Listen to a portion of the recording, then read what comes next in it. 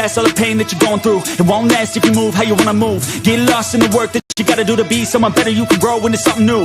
I could be anything that I set my mind to. I do what I need, I can push right through. Fight through those things that are holding me back from the life that I like to have. I'm like, give me time, I'll be just fine. You thought I was worth leaving behind? Get out of your mind, I'll come back better than ever, no matter the weather. Greater than I've ever been, that's my new endeavor. Woo. I work hard so the sweat coming off my chin. On par with the greatest that have ever done it. I'm new, coming back better than before. But don't look at me, cause you close the door. So watch out and fear me now. I can get real mean if you sell me out. I can get real green, got me hoping now. I don't forget those things, don't hear me loud. I focus on myself, I focus on my health. The greatest revenge is building up yourself. Your life and your drive, building up your wealth. Becoming something better than you've ever felt. If you got dreams that you're chasing, the fear in your life, stand up and face it. Ain't nobody coming to help, you're all alone in this world, in this life, embrace it. I know it might seem hard, it might seem tough, it may sound rough, but this state of mind will get you through a lot of stuff and keep you accountable to stay strong when it's tough. No help, I do it by myself, couldn't even tell it, I've been through well. But on the other side came a soldier, much bolder, standing broad shoulders. Step aside and give me the controller, I came here to win, I don't lose, high roller. I wanna be the best in the game, yeah I came to play and invest, stay colder.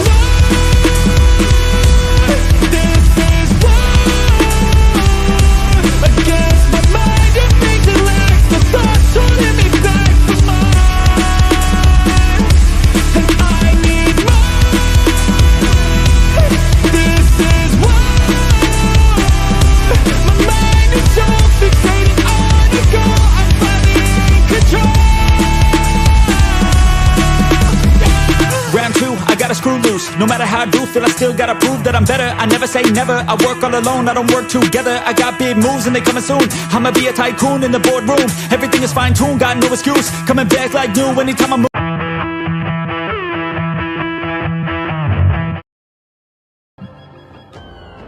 Hello everybody and welcome to the IESF regional qualifiers, South Africa versus Madagascar. But I'm gonna ask all of you in the live chat if you can just take a moment of silence, hands over heart, as we will be playing the South African national anthem.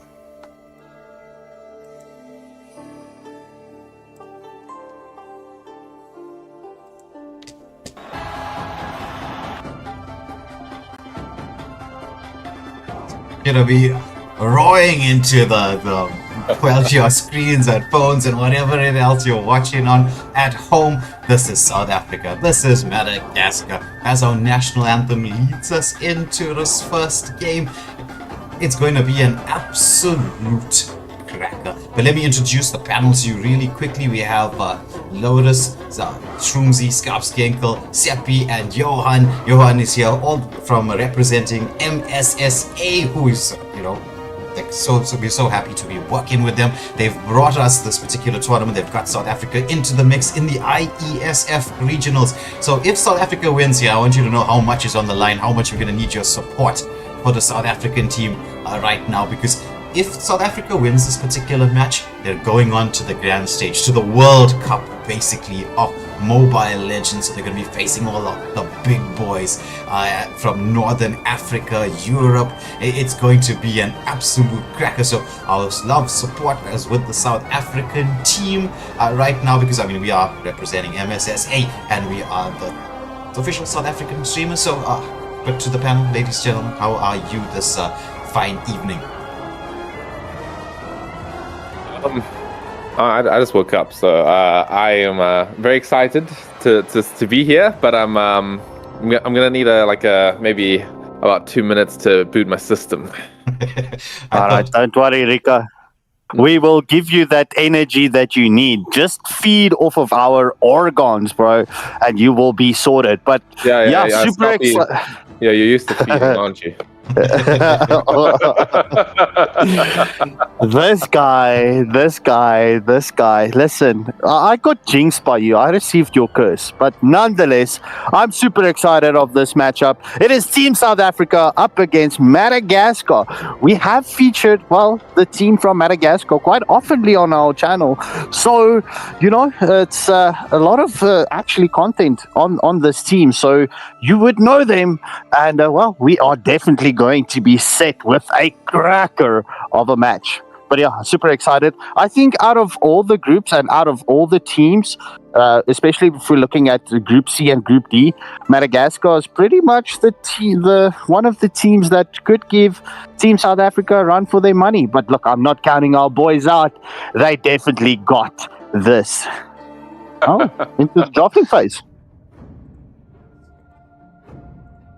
Into the drafting phase. So the game is set. We do know both teams, we do know both players, but we're heading into the drafting phase. Shroomzy, Scoutskankle, if you can take us through the drafting phase very quickly, and then we're going to be going through into the match itself. So get your votes into the poll there. I see 87% of the votes going the way of SA, but enough from me. Let me hand you over to the two gentlemen who will take us through the draft. It's just nice to see that Team Madagascar actually has people that is voting for them on our channel. So that means they are here to support their boys. But Team South Africa batting out Baxia first. And, well, Team Madagascar responding with a Faza. So that anti-heal hero, Baxia as we know him, is a tank hero. And, well, his rotation speed is quite devastating. Pretty much one of those heroes that are currently in the meta. Faza having that range with the feathered airstrike. That is the first bans concluded from both teams.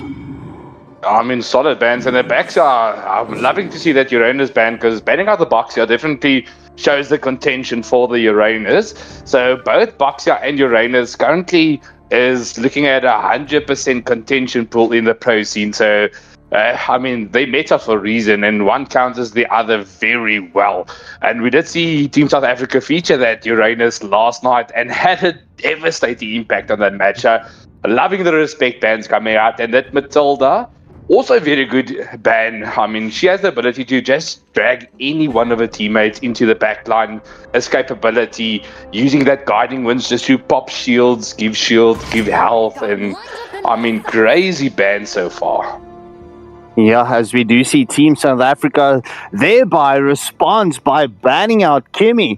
Kimmy, you know, having that high attack speed and, well, dealing a lot of damage.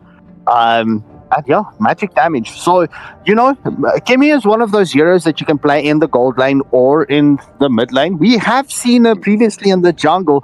So she is one of those picks that, well, it could be either or.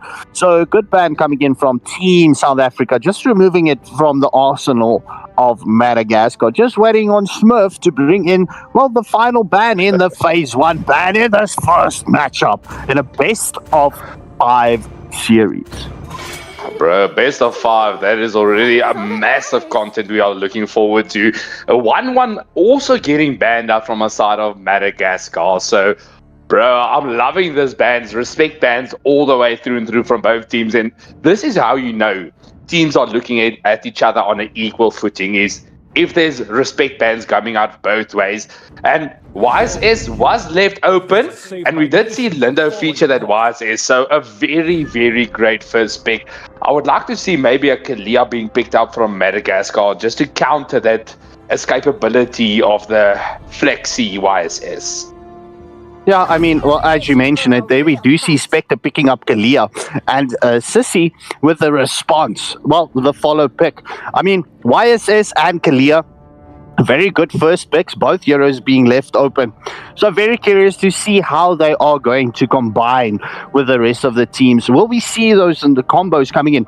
I mean, and I'm mentioning this right now, Lu Yi is still open. I mean, we have seen what Juju can do with the Lu Yi. My question is, will Juju be picking up that Lu Yi? Get that diversion play into the mix. Sorry.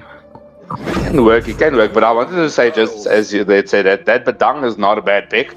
They can definitely flex it into the roam position as well. Velo has had some great games on that Badang, paired up with the Zeshan as well. So if you look at the trio currently on Team South Africa's lineup, they have a very good follow-up. You see the first crack into the Fury of the Phoenix, into that Mountain Shocker, and then you just shock everyone to death. So, I mean, great combos so far, very good follow-up potential. And I have to say, the Fovea is a very, very good early game pick. So that is already denying the Badang on the XP lane, so we might see him just flex into the roam. Yeah, I mean, look, bro, I mean, you've already mentioned the combinations, but Zetian also just providing that vision onto the enemy when it comes to objectives. I mean, if it's timed perfectly, I mean, bro, that Fury of the Phoenix can come in clutch, as we do see Smurf picks up the Hayabusa, and Team Madagascar goes with the Granger ban. So definitely focusing on to Shady with the last two bands that they did bring in. Solid bands. I mean, that is the man that deserves the respect bands. Already 2 bands going into his lineup, but luckily he does have the Europool to survive. And looking at that Hayabusa pick, I have to say, they're looking at a lot of pick-off potential with the focus being able to just irritate the back line, just dive everyone while their front line is kept busy. So if they can pair one more heavy bursty hero, like maybe a Moskov, into that mix, I think that would be a splendid lineup. Well, the Zushin getting banned out from the side of Team South Africa. Very curious. I mean, we have mentioned, well, we actually did touch the Zushin ban last night. Is Zushin, look, we know she has the displacements and she does pack, well, butterfly punches with a butterfly lantern. But is she really worthy of a ban in the 5-man scene?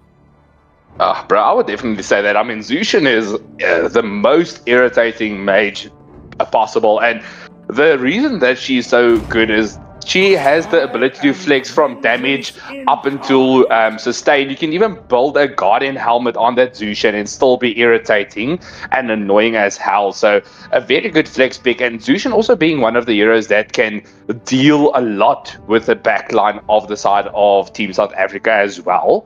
So I would say that's definitely a deserving ban, and that Moskov also coming out from the ban from Madagascar. So definitely knowing which heroes to focus on banning on the gold lane. Yeah, so definitely respecting Shady for the side of Team South Africa.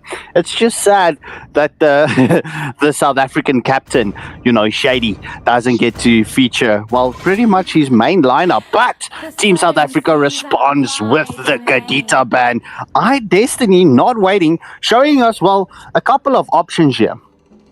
Will we see another Roger? I don't know how I feel about the Roger in this case. They rather go for the Irithal, very much a safer option.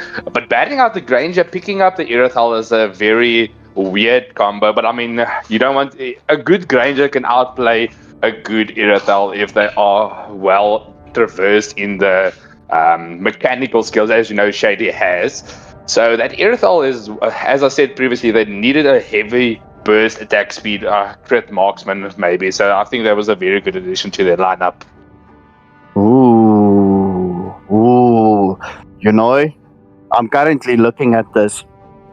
This means Velo is going to be picking up the Badang. So it's going to be Badang Rome. And Shady, if the Bruno comes in, right? We haven't seen much of the Bruno of late, but very cool. I'm very curious to see how this combination is going to play out. We will see the swaps coming in very shortly. Just waiting on Birdie's final pick for the side of Team Madagascar. And let's see how this one is going to play out. And Don Ryo, unfortunately, it was not the Harith that you were shouting on the channel for. It was Bruno that got picked up. Everyone, thank you and welcome to the stream. This is Team South Africa up against Team Madagascar in a best of 5 series. Solid pick so far. So that blue is a very interesting pick. The Faramis is still open, and it kind of does play really well into Madagascar's lineup. It all depends on if it's available into the hero pool. They still have a few options. The Zask might not be bad if you run it with a Purifier, but I think maybe looking at the Faramis is the best option, as it does pick up. I mean, that's already the hard counter to the glue, and you also get that survivability from the full combo, the Padang Fear of the Phoenix combination. So very, very good pick coming out there from that Faramis. Yeah, I mean, it's been a minute that we've seen a Faramis, but I mean, Faramis just going to allow that extra sustainability and for his team. I mean, especially when it comes with his ult. But this is pretty much both sides has got a very strong lineup.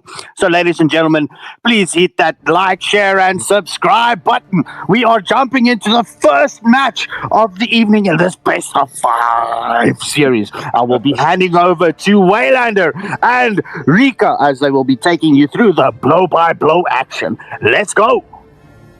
Okay, everyone, I'm going to say something that is going to wake me up, so please be ready for that. Okay, let's go. Hey, everybody, welcome to the best of 5 between Madagascar and South Africa. Mr. Wayland, I'm so excited for this. You cannot believe it. I've been waiting actually quite a long time to see this matchup, so I'm extremely excited. Gentlemen and ladies in the chat, type 1 if you're going for South Africa, and type 2 if you're gonna go for Madagascar. Yeah, that's as I recovered from that, my eardrums have I think. Oh, was that quite hard? Sorry. No, I'm kidding. Oh, look at this. We've already got some action going right here at the beginning. There's so much damage being taken by Bernie on the clear. Has to flicker back to safety. Okay, yeah, I mean, that was definitely a good start already for the side of Madagascar, right? They kind of want to. Oh no, I mean not Madagascar, for South Africa. They don't get the reset there, so like it's a bit of wasted time for the side of Madagascar. Oh no, I keep calling it Madagascar, but this is Bang Gang we're talking about here. Yeah. And I'm surprised to see it's the full lineup for Bang Gang as well. These are the original names. I thought they split up for a sec, but it looks like they're all back together. Yeah. Well, they seem to have dealt with their regional qualifications and they're in position. So Madagascar, with a very familiar, very, very strong lineup. Once more, we're watching Super Light doing the same thing like yesterday in the game up against the game we featured yesterday with that extreme lane cutting that was going up. Look at this little gang here coming in from the side of Bang Gang here. Nice wall in response though, but it's going to be first blood going to onto Velocity. Super Light also in a bit of danger. Oh, the Ghost Burst is almost taking down Super Light, but the nice kill in the gold lane for Super Shady. That's who you want to give the kills to. Yeah, especially also, sorry to interrupt once again, but I think that was a Faramis glue interaction what happened in the mid lane there. No wonder they died so fast. Those Ghost Bursters are the perfect counter to that split. Yeah, you're gonna have to be really careful because Madagascar's got quite a good few counters going in. Phobius. Oh, but there's the sun beautifully in there as he manages to disengage Phobius. Frontlining for the team, doing what he does best. He's just knocking everybody up. Blue with the grab onto the Phobius Spectre being dragged back into the mix. But he's got enough health to be able to walk this off. Yeah, man. Yeah, I'm surprised to see that the Hayabusa draft is being this aggressive so early. I'm not sure who got it was actually Super Light who got the blue buff there. So he's going to actually have a pretty decent time in the top lane here with that extra cooldown reduction. I can't say the same for Lindo right now. He's having a little bit of a tough one so far. Sure, he's tied when it comes to CC in the jungle on KDA, but you can already see that CC is level 6 already. So he is accelerating his farm. He's going to be able to get the jungle gap and the clutch turtle moment so far. Let's see if Lindo can catch up. Yeah, it's all about that Reggie at this moment in time. It'll be all this way up until the 5 to 6 minute mark. But there's the engagement. Cleo wants to go in there. Faramis pulls back Velocity. He has to flicker away. But once more, it's CC with the engaged shadow kill comes out. First crack, not enough to keep Velocity alive. As this gives Madagascar the opportunity to continue. Oh, but look at that once again. Tsunami Slam. Madagascar on fire. 3-1 in their favor at this moment in time. Okay, this is already crazy stuff happening from Bang Gang right now. They're rotating perfectly. I can accredit it all to Birdie right now. He's kind of just leading the charge when it comes to these solo pickoffs, and it's working extremely well. That Tsunami Slam is such a deadly ultimate early on. I can't say it's that good late game. I feel like it's a lot different to, let's say, a Divine Judgment from a Kaja or something. It's not suppression, so there is quite a lot of counterplay to it, especially like Juju as well. If he has his passive up, it's difficult for Birdie to go in and catch her. For Lindo, he has the option to be CC immune. The same can be said about the Badang and the Velocity.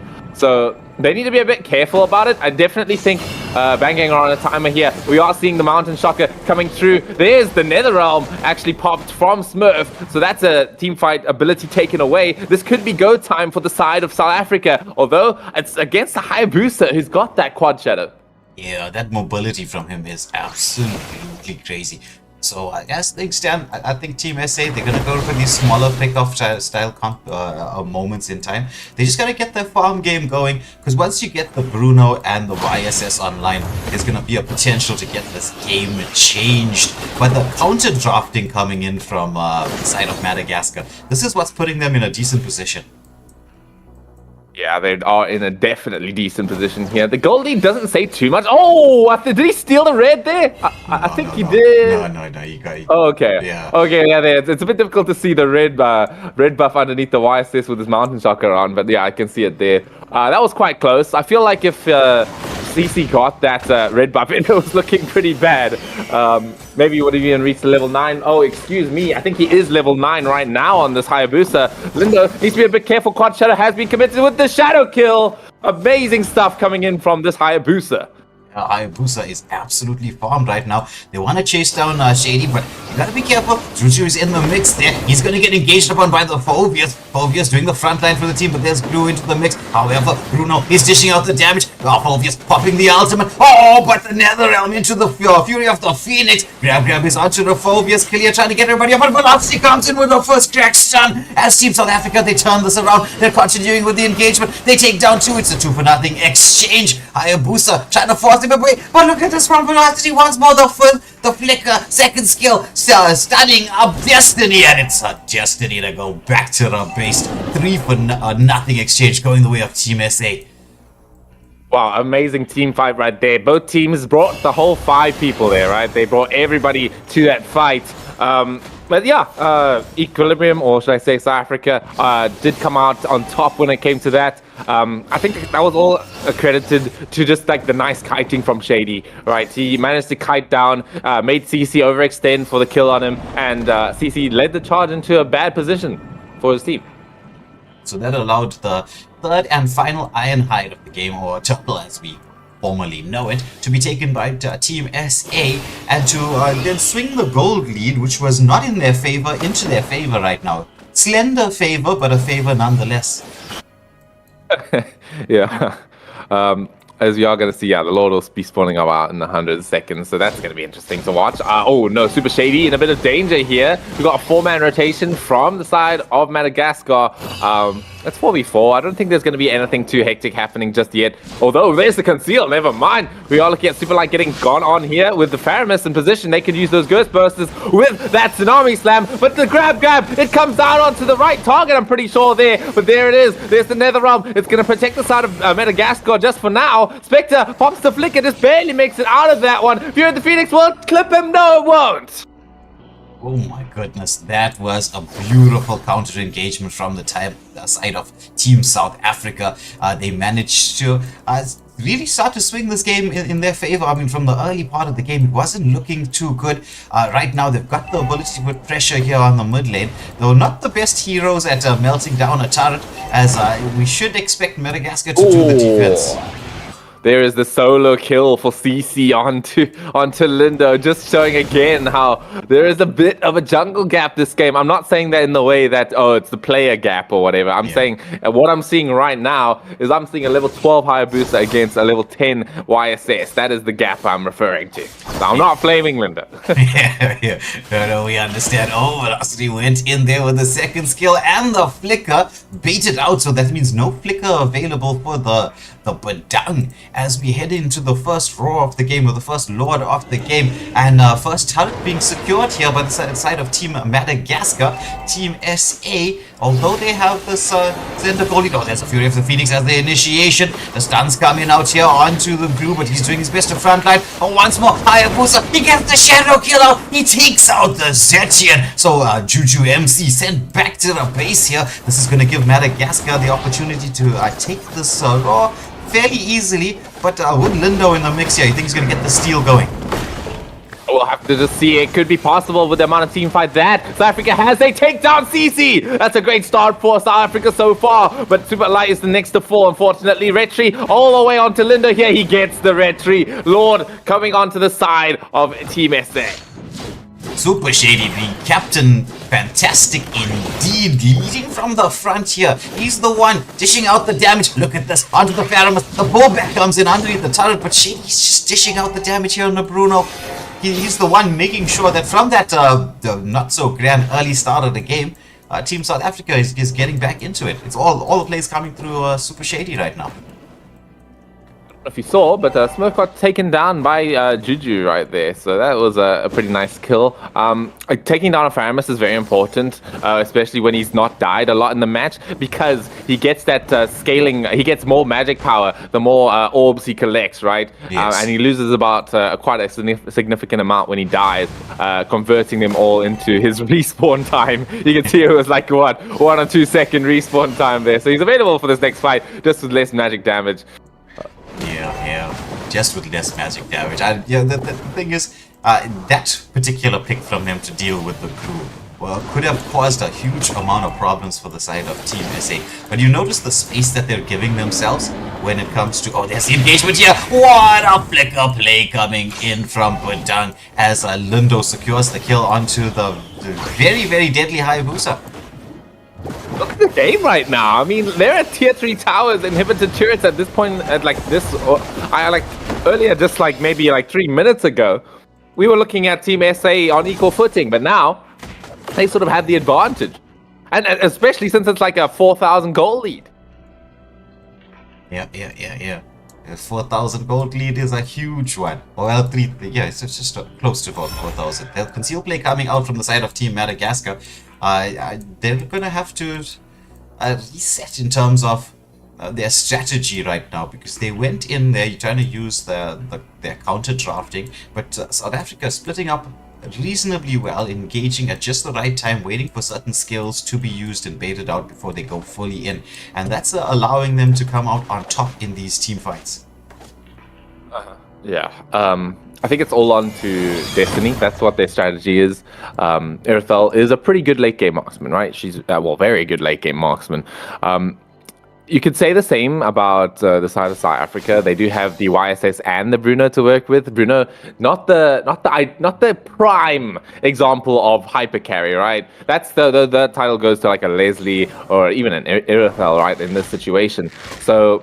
I did say that Madagascar was on a timing, but I might need to retract that statement. I feel like they're actually pretty good off in the later the game goes. Yeah.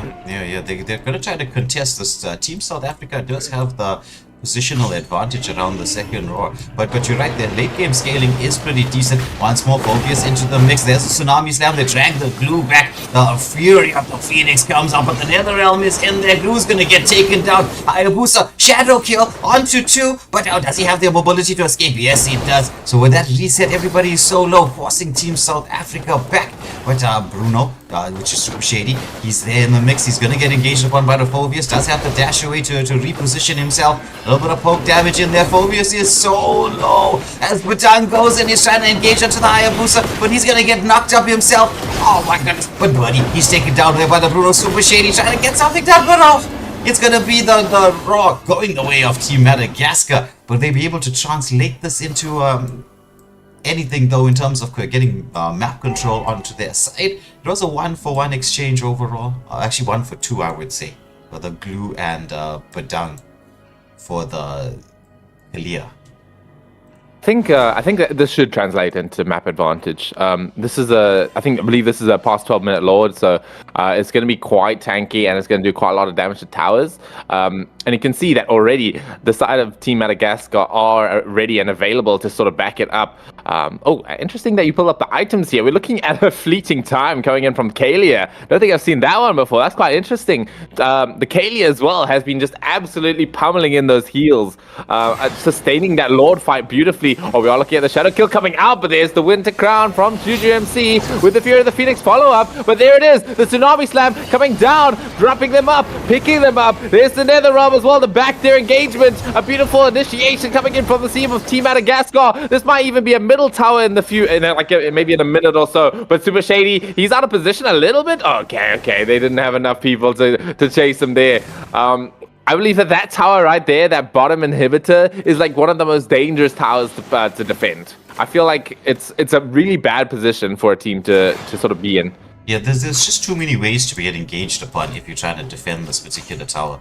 We will see this tower fall as Kalia wants to do the front lighting. Oh, there's the Hayabusa, gets the shadow kill off, but the wind of nature comes out from Bruno. They're keeping him alive through most of the damage. So right now, Hayabusa will have a little bit of a drop-off, especially considering the items being picked up by Team SA at this moment in time. Nice Purify coming in from Smurf there, protecting himself from that grab. So that's an interaction that you can that we need to consider, right? The Purify will remove all of the glue stacks that he puts on you, so that he will not be able to grab onto. Very nice from Smurf. As you can also see, we're going to see Lindo picking up that Malefic Roar, so he's going to be starting to do a bit more damage to the front liners of Team Madagascar here, like Birdie and Spectre, who do have quite a significant amount of physical defense at this point in the game. But yeah, we'll have to see this team fight coming up now. This is going to be probably a very important one here, as you are seeing Birdie coming in with the Tsunami Slam, but the Purify coming in from Juju MC. That's what I was talking about, right? It's not a Divine Judgment or a Bloody Hunt. This ultimate can be purified. Yeah. As you mentioned, very early on in the game, suppression is just a whole different level of crowd control. As we got to see, right, this is going to cause a little bit of... Oh, there's a Mountain Shocker here onto the Phantoms. He uses the Nether Realm defensively. So nice play there from Lindo, as he's going to have that Nether Realm removed from the equation, as this third, potentially final Roar of the game is going to be up. That was a beautiful little bait there, taking out the Nether Realm, and this team fight is catastrophic. Velocity taking the Tsunami Slam, Super Light's the first to fall, but we are seeing Lindo taking the Lord. That is the trade-off that they've gone for, and I think it's worth it. Yeah, Roam for Lord, very much worth it for the side of Team SA, especially considering the 60-minute Lord. Oh my goodness, there's a Shadow Kill coming out, but with the Winter Crowns, with the Wind of Natures, it's just, there's no way you can take the two backline out of the equation. I mean, we just got to see counter engage coming in here and no Hayabusa. Yeah, I mean, Hayabusa getting taken out as well. This is not looking good for the side of Madagascar right now. That's not exactly what they planned when they came into that next team fight. I think that was all accredited to baiting out that Nether Realm. That's why it feels quite nice for Team South Africa right now. It was so important that he didn't use that ability in that situation, but it ended up just happening that way. As you can see, Super Shady as well. He is large right now. He's got 503 on his scoreboard, and so he's feeling himself. That's the Shady we know. Anyway, we are looking at the team fight starting out here. We're going to see a nice knockup coming in from the Phobius, but it's not enough to engage upon. Lord is going to be able to charge that tower, taking down a significant amount of the tower HP. Nice Fury of the Phoenix coming out. Nether Realm as well, being committed a bit too early, unfortunately. So the fight might be in the side of Team South Africa now if they want to decide to go in, but that tier 3 tower still is up in the middle lane, and they managed to defend it. The fight continues. Nice pick coming in from the Phobius right there. A nice pickup coming in onto it, but the Spectre, he's Super Mario jumping all the way around, manages to get velocity, but finally gets taken down by Lindo. 1-for-1 trade. Team Madagascar, they seem to want to pile on the pressure, knowing that it is a 1-for-1 trade, but without the Padang there, there's a little bit less set potential for the side of Team SA. Maybe they want to try and take advantage of this, but and the fact that SA was Lindo goes in there, Mountain Shocker. Do they have the damage? Tsunami Slam comes through. It's the Shadow Kill out, but it's only onto the glue. Oh, look at the Winter Crown from Lindo. What a Winter Crown. He gets taken down, but it's a 1-for-1 trade-off. Overall, I would say it's 2-for-1 in the favor of Team SA. They have the opportunity right now. They've got 2 of the tier 3 turrets down. Irithel is gonna get chased in. Super Shady is here with the damage. Look at the burst potential. I mean, there was like 2 basic attacks there, Seppi. Yeah, I mean, I think this is the point in the game where Bruno shines the highest, right? Like the brightest, excuse me.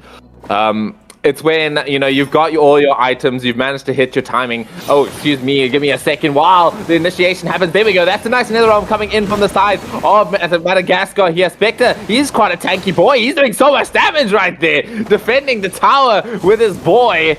Oh, this Ghostburst is almost taking down Super Lion, the team. But there's the Purify from Juju MC. Oh man, did you see those Ghostbusters coming in?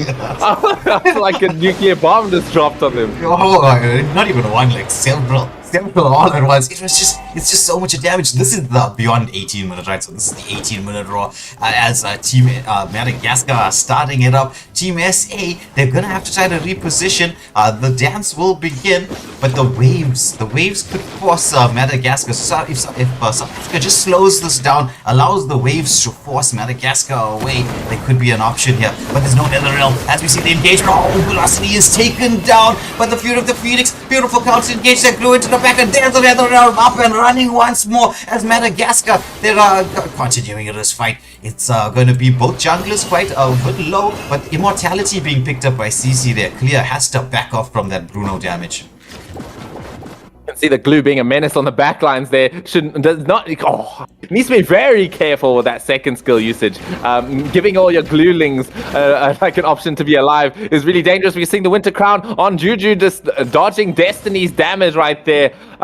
As much as I was glazing the the Bruno, Irithel, I would believe, does outscale him. Oh, and I see the engagement. Kosisi going in. Does he have the Quad Shadow after the Immortality proc? I don't think so. But there it is. He gets the kill onto Juju, but has to pay for it. That should be a lot for the side of South Africa. But can they get the retry? Yes, they can. We are going to see Spectre going in, but there's the Malefic Raw damage coming through. Super Shady is the one that pummels him back, though. But there it is. Oh, the nice set coming in for Velocity, taking down Destiny. Yeah, they but Super Shady, he's in a bit of danger here. Can he get out? But he has Immortality. He doesn't even need to get out. He's going to turn the tide, start fighting back. They should be able to get this kill. It's going to be a double kill for Super Shady. I thought he was gone. It's a Bruno, bro. It's like the amount of lifesteal you're gonna be getting, especially with the build that he's going for. Phantom was back into the mix. This is the 18-minute Raw. They should see the lockout. It's gonna be a couple of seconds, but first blood should be going the way of Team SA as Super Shady. I'm gonna say this again. Captain Fantastic, leading SA from the front. This was a MVP worthy performance, as you will see. I mean, look at it. 12.7, 10-0 and 6. Team SA, I mean, we know how strong Team Madagascar is. Team SA were under so much of pressure in the early part of the game. Like, really so much of pressure. It was looking a little bit dicey. I know my heart kind of dropped a little bit here. Started beating a bit fast. I was so grateful to have Seppi next to me because I was like, mouth is getting a bit dry and he's just doing all the casting there. I'm like, okay, I can breathe a little bit here. Team SA, we got this, we're coming back. Then Super Shady on the map once more, doing what he does best. It was fantastic. Wait, look at the damage again. I just want to show you something. Look at Smurf's damage, dude. That's the Glue versus Faramus matchup right there. I think all of that damage was accredited to Superlight and his Glulings just taking all those Ghost Bursters. That's incredible. Yeah. Oh my goodness, that's crazy. That's scary. But at least we can say South Africa are on the board. First blood to them. This is a best of 5, but ladies and gentlemen, this is not the easiest matchup. I mean, we never expected it to be so, but I'm so happy we've got the victory. Yeah, indeed. Anyway, what does the rest of the panel think about that one? Just a final thought from me before we go into the draft is that can't count Madagascar out. They put up some resistance. That was some scary stuff. Bro, that was what a game. I was so glad I muted my mic. I was shouting in the background, bro. That early game clutch from that CC was insane. They put Lindo under so much pressure. It was looking scary, but then Shady came online, bro. I mean, 10-0 and 6. What a turnaround. That is captain worthy performances coming out there from Shady. GG's, my bro. But the timing from the side of Madagascar, I mean, every time they waited for Juju to just use that Fury of the Phoenix, then the Pheromones would go in with another realm, timing it beautifully every time. That's how they won the early to mid game. And then after Bruno Shady got fed, that's when the tides turned for the side of Team SA. But I'm pretty sure now that Team Madagascar got a taste of what it's like to have the upper hand, they're definitely gonna fight harder in the second game. Scarf, are you still in the lobby? Yeah, I'm still. Yeah, sorry, I was in the lobby. Just. Oh no, I'm not. Nonetheless, bro, very entertaining match. I have to agree there. Just quickly check your DMs from me, please. And yeah, geez, this is for me stylistically. This is a better matchup than what we had the previous. Well, last night from the 2 matches that we got to feature. I mean, this is just mixed better. I mean, Madagascar definitely giving Team South Africa, especially in that early game, a run for their money. But you can see that Team SA stayed composed and, well, brought in the clutch for us and get the return dubs. Super clap for Super Shady.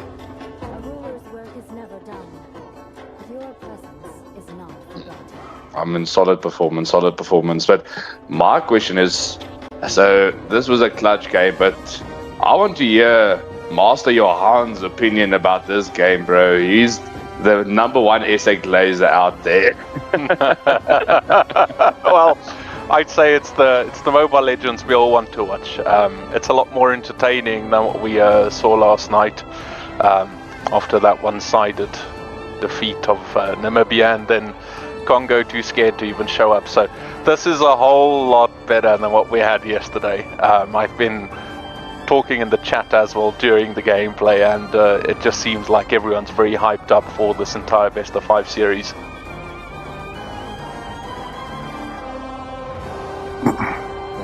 Well, we should be going in back quite soon, guys. I think, I agree with you there. It's going to be more entertaining. I definitely feel my juice is flowing when it comes to casting a bit more. You don't know. It's a bit difficult to make it sound like hype and epic when it's like you're watching someone get bullied. I'll tell you that. But this is definitely not the same game we watched last night. And I mean, bro, this is the game to cast. I mean, there's excitement left, right, and center. I mean, if you look at the early game once again, just at the start, we already almost saw a kill onto that Kalia. So, bro, that is non-stop action from front to center to back. I mean, bro. I think definitely needed to be a situation where maybe if Madagascar did want to sort of come into that game, they needed to draft a bit more or a bit less greedy, because if they had a, like, let's say a Fredrin or a Brody on the goal lane or a Fredrin on the jungle, then that could complement the Kalia really, really well. They had that early game tempo. I just think they didn't have the right heroes for it. Sure, it does make space for them to come out better off in the later stages of the game, but at that point, you're fighting against a team like Equilibrium or a Team South Africa that has that knows about that sort of state of the game. They've drafted perfectly towards to cater for Shady in that situation. So if they kept the tempo, didn't this choked out Team SA, they maybe could have come into that. I'm not saying it's a drafting problem. I'm just saying it's a bit of an oversight from side of Madagascar. Solidly. I mean, one drafting error, they did very well in the counter pick department. I mean, you saw that Ferramiz come out the Kalia for the YSS.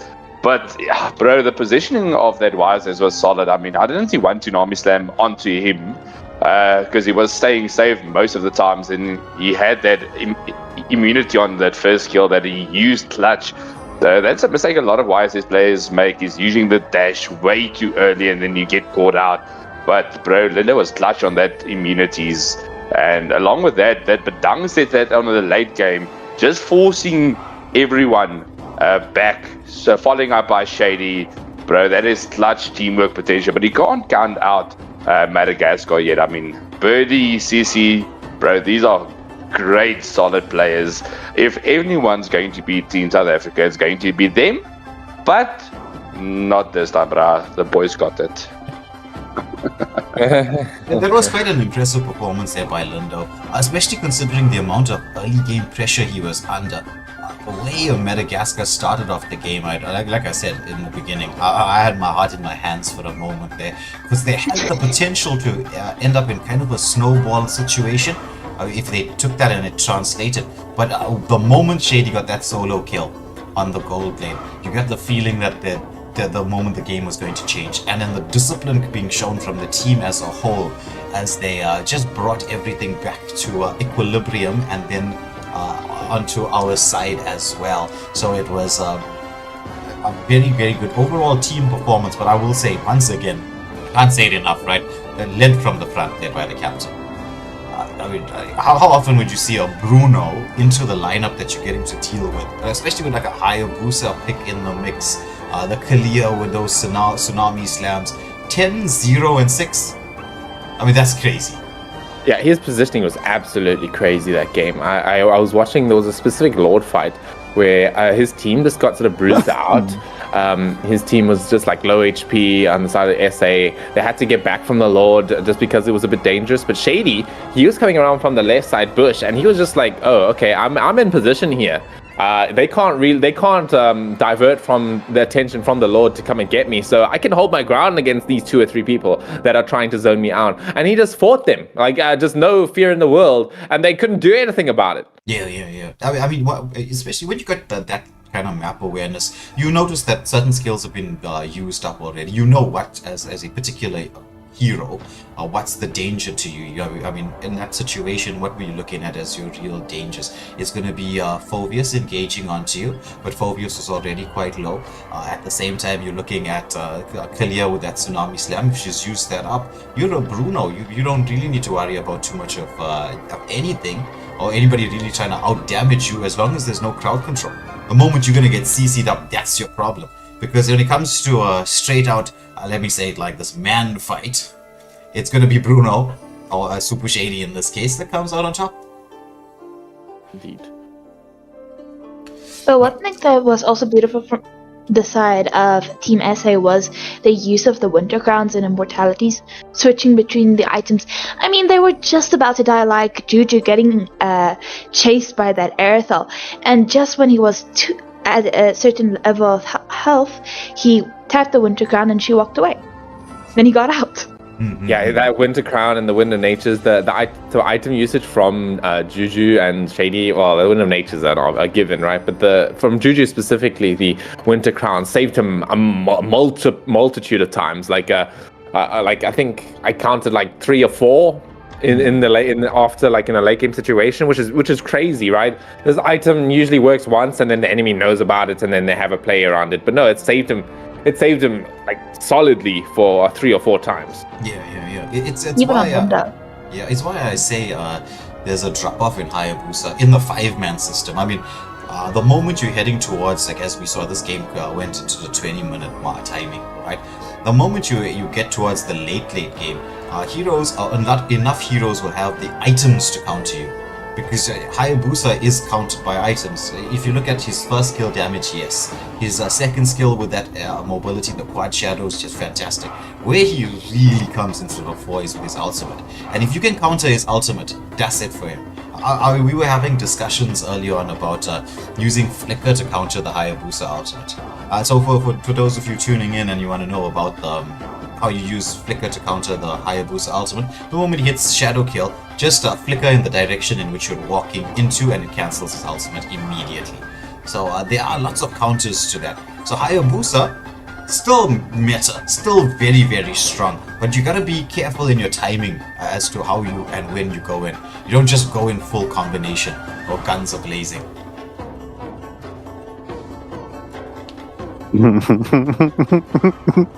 Sorry, I'm laughing. I'm just looking at Rika's comment asking if everyone is eating scarp tonight. I'd be laughing at the chat as well. Jimmy sauce and fry breakies and everything. It seems like the chat's cooking just like Team SA. Bro, now I'm hungry. I'm starving, man. My breakfast, now that I'm awake, my breakfast instincts are taking over.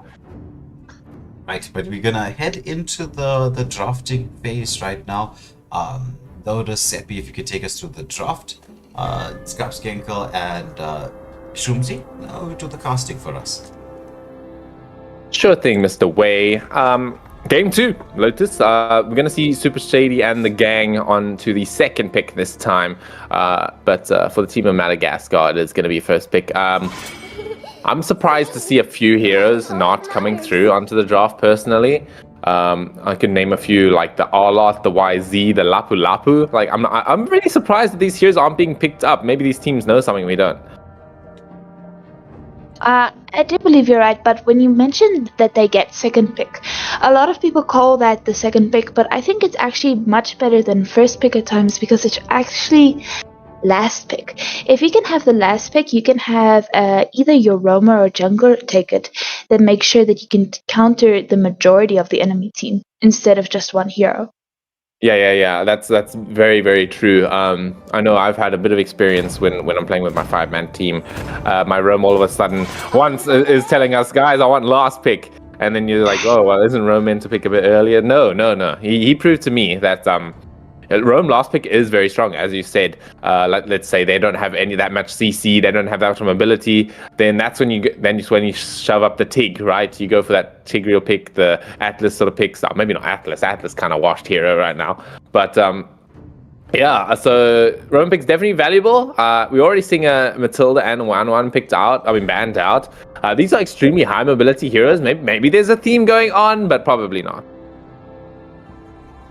Well, one thing we all know is mobility heroes are very difficult to deal with. In 1-1, we all know how strong Shady's 1-1 is. Well, yeah, but I mean, I could say the same about so many heroes for this guy. I think that 1-1 pick was just I think that was just like, it wasn't a counter pick, but it was good. It's just good in that game versus Namibia. I don't think it's like one of Shady's like gangster heroes, you know, but I feel like they still need to respect it for sure, but if you're batting out Shady, I feel like it's a bait. I think you just need to take whatever Shady throws at you and then draft around his team, because if you ban out Shady, his team's just going to get free reign to do whatever they want. That is true, but Lancelot and Uranus getting banned out from both teams. I mean, the hero Uranus is pretty strong right now. Yeah, glad that you had to. Okay, never mind. Not gonna say anything. Lancelot also being banned out here. Quite a good ban. We've seen how deadly Linda is on that puncture man, the zing, the zinger burger. Oh man, now I'm hungry. Okay. You're always hungry. True. But yeah, the Uranus ban's very, very good. Oh, Kalia actually getting taken out? That's surprising, seeing it coming from BG or Madagascar here.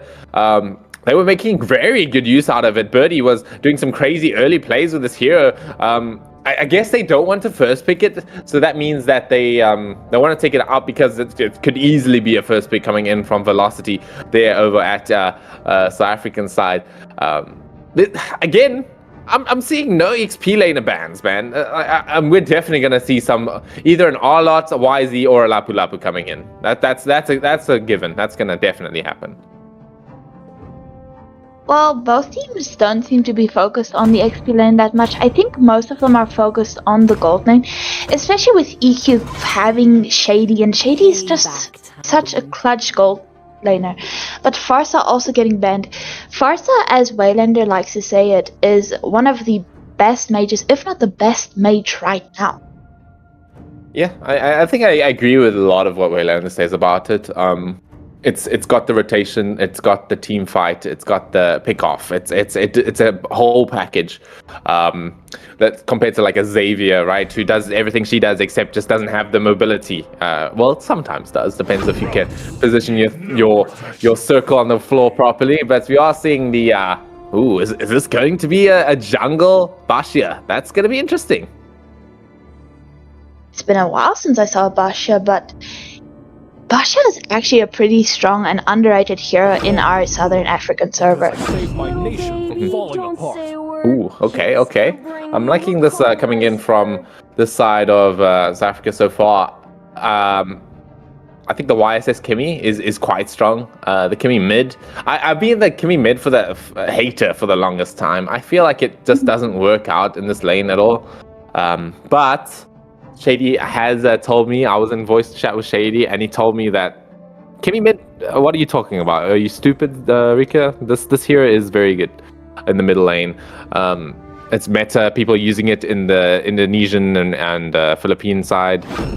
So yeah, I'll just have to believe him. But what I'm concerned about now is that, isn't this a Lolita angle, or are they gonna go for Rafaela instead? Crowned by heaven's mandate. Switches out with Zetian. Okay. So I mean, that's still a possibility for Lolita here. I feel like Lolita, in my opinion, is the most underrated roamer at the moment, especially with a meta revolving around, you know, your Kimmys and your YSSs, things you can reflect. Being friends with the #1 SA Lolita taught me a few things. Muscle of iron, bones of steel. Vita TZ going with the Gatagasha. Gatagasha is also pretty strong right now. Not as strong as some of the other XP lane monsters, but Gatagasha can also fit well on XP and roam, so he's a bit of a flex pick. Yeah, a bit of a flex pick. Yeah, I agree. It all depends on like what Destiny wants to pick out, right? If he goes for like a crazy sort of what you call it, like a crazy sort of crit high attack speed marksman, it could be worth giving the Gatot a bit more impact when it comes to the game. Giving him the XP roll, for example, giving him the levels to be able to carry the game, being able to lock down the enemy marksman, etc.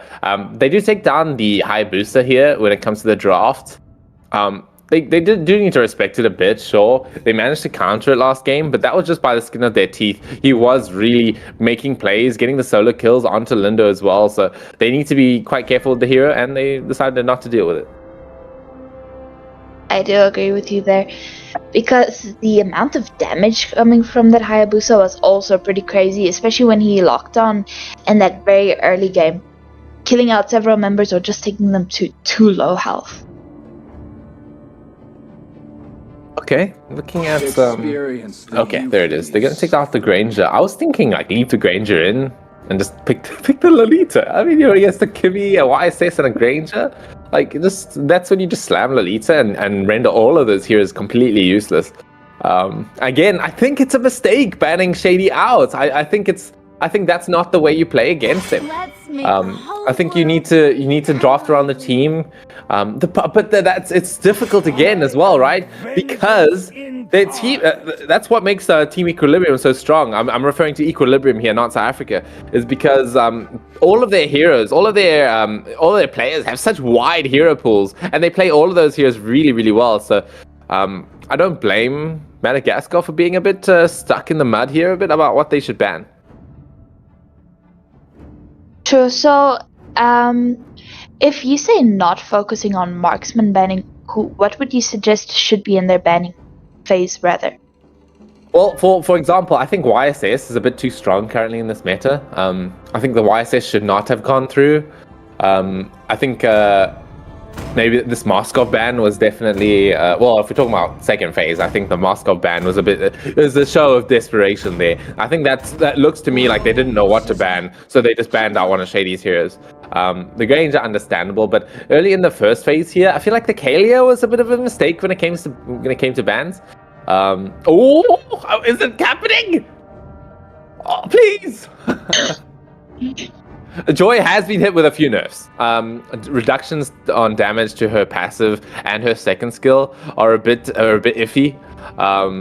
It decreased her damage output quite significantly. But if we look at this game right now, it's a really nice Joy game. Very, very nice one. The Basha would then have to go to the roaming position, but the nice thing about the Basha is that he can also fit into 3 roles. So even if you need to pick another jungler like the Joy, Bangang can still do it. Time to drop Okay, there it is. There it is. We're gonna see the joy coming out on the game 2 here. If I can just give my 2 cents on the pick here, as I said, it's a very nice game for it. I'm just concerned about this marksman pick because Joy has a really hard counter, a few really hard counters, but they've taken out the Moskov, so that's a good start already. I don't think, does Shady play Melissa? I'm not entirely sure, but it does seem that he would rather be going for the Harith. Wait. Wait. Sorry. He's playing Harith. I'm so stupid. Yeah. I'm looking at this Harith. I'm thinking it's the gold lane. I mean, it could be a Kimmy gold lane with a Harith mid lane. That could be totally possible, but I don't think that's gonna happen. They're gonna go for the X-Borg on Lindo here. I think that's a good pick here. So it's gonna be the Roam Guitar with the X-Borg EXP lane. X-Borg against CC, I'm a little concerned about his matchup into that. I think CC is quite strong against the X-Borg. Sure, X-Borg can whittle her HP down a bit, but CC just has that infinite sustain potential that sort of makes her strong. And it will be the Harith gold lane. I think that was a given. But yeah, I'm excited to see the Joy. I think it's an amazing matchup for her, especially against X-Borg as well. It just all depends on what CC does in the early game. It's very important for a Joy player to not overextend in these early fights. She needs to get the first item first and then can go in and do some cool stuff. But enough Joy bias here. Let's go Madagascar. Over to the casters. What an introduction to the causes. Thank you, Tsepi. Yeah, and obviously there would be love coming into, you playing with your main, the Joy. Well, the Joy getting played as your main. But nonetheless, this is the second match of the evening. It's Team Madagascar versus Team SA. Team SA did take the first blood in this best of 5 series. Will Team Madagascar get the return W here onto them and potentially take us into the 4th and 5th matches? Or will Team SA just take this in a clean sweep fashion? But nonetheless, I'm just a bit... looking at the alt names that I'm going to have to cast out here, it's Christopherson moments in the making. You can ask me anytime, Starkey. I can remind you. Straight, bro, straight. I mean, it's going to be a tough match for both teams. I mean, both teams having a very good early game. And also into the mid lane, there's the engagement from this Joy brother. There's mobility from the Joy being able to just poke out everything. That is going to be solid, something South Africa has to watch about. Joju gets caught out by that Smurf. First blood going to the side of Team Madagascar. Yeah, Zetian picking up the first blood. That, look, the jungle invade did go successful to the side of Team South Africa, but it just costing the mage so early on. As we do see, the Joy gets the blue buff taken away from Team SA. However, Birdie is in a lot of trouble here as Baxia. Oh, Smurf coming around and clutching Juju MC. Zetian with another kill onto the Zetian. That engagement is so clutch.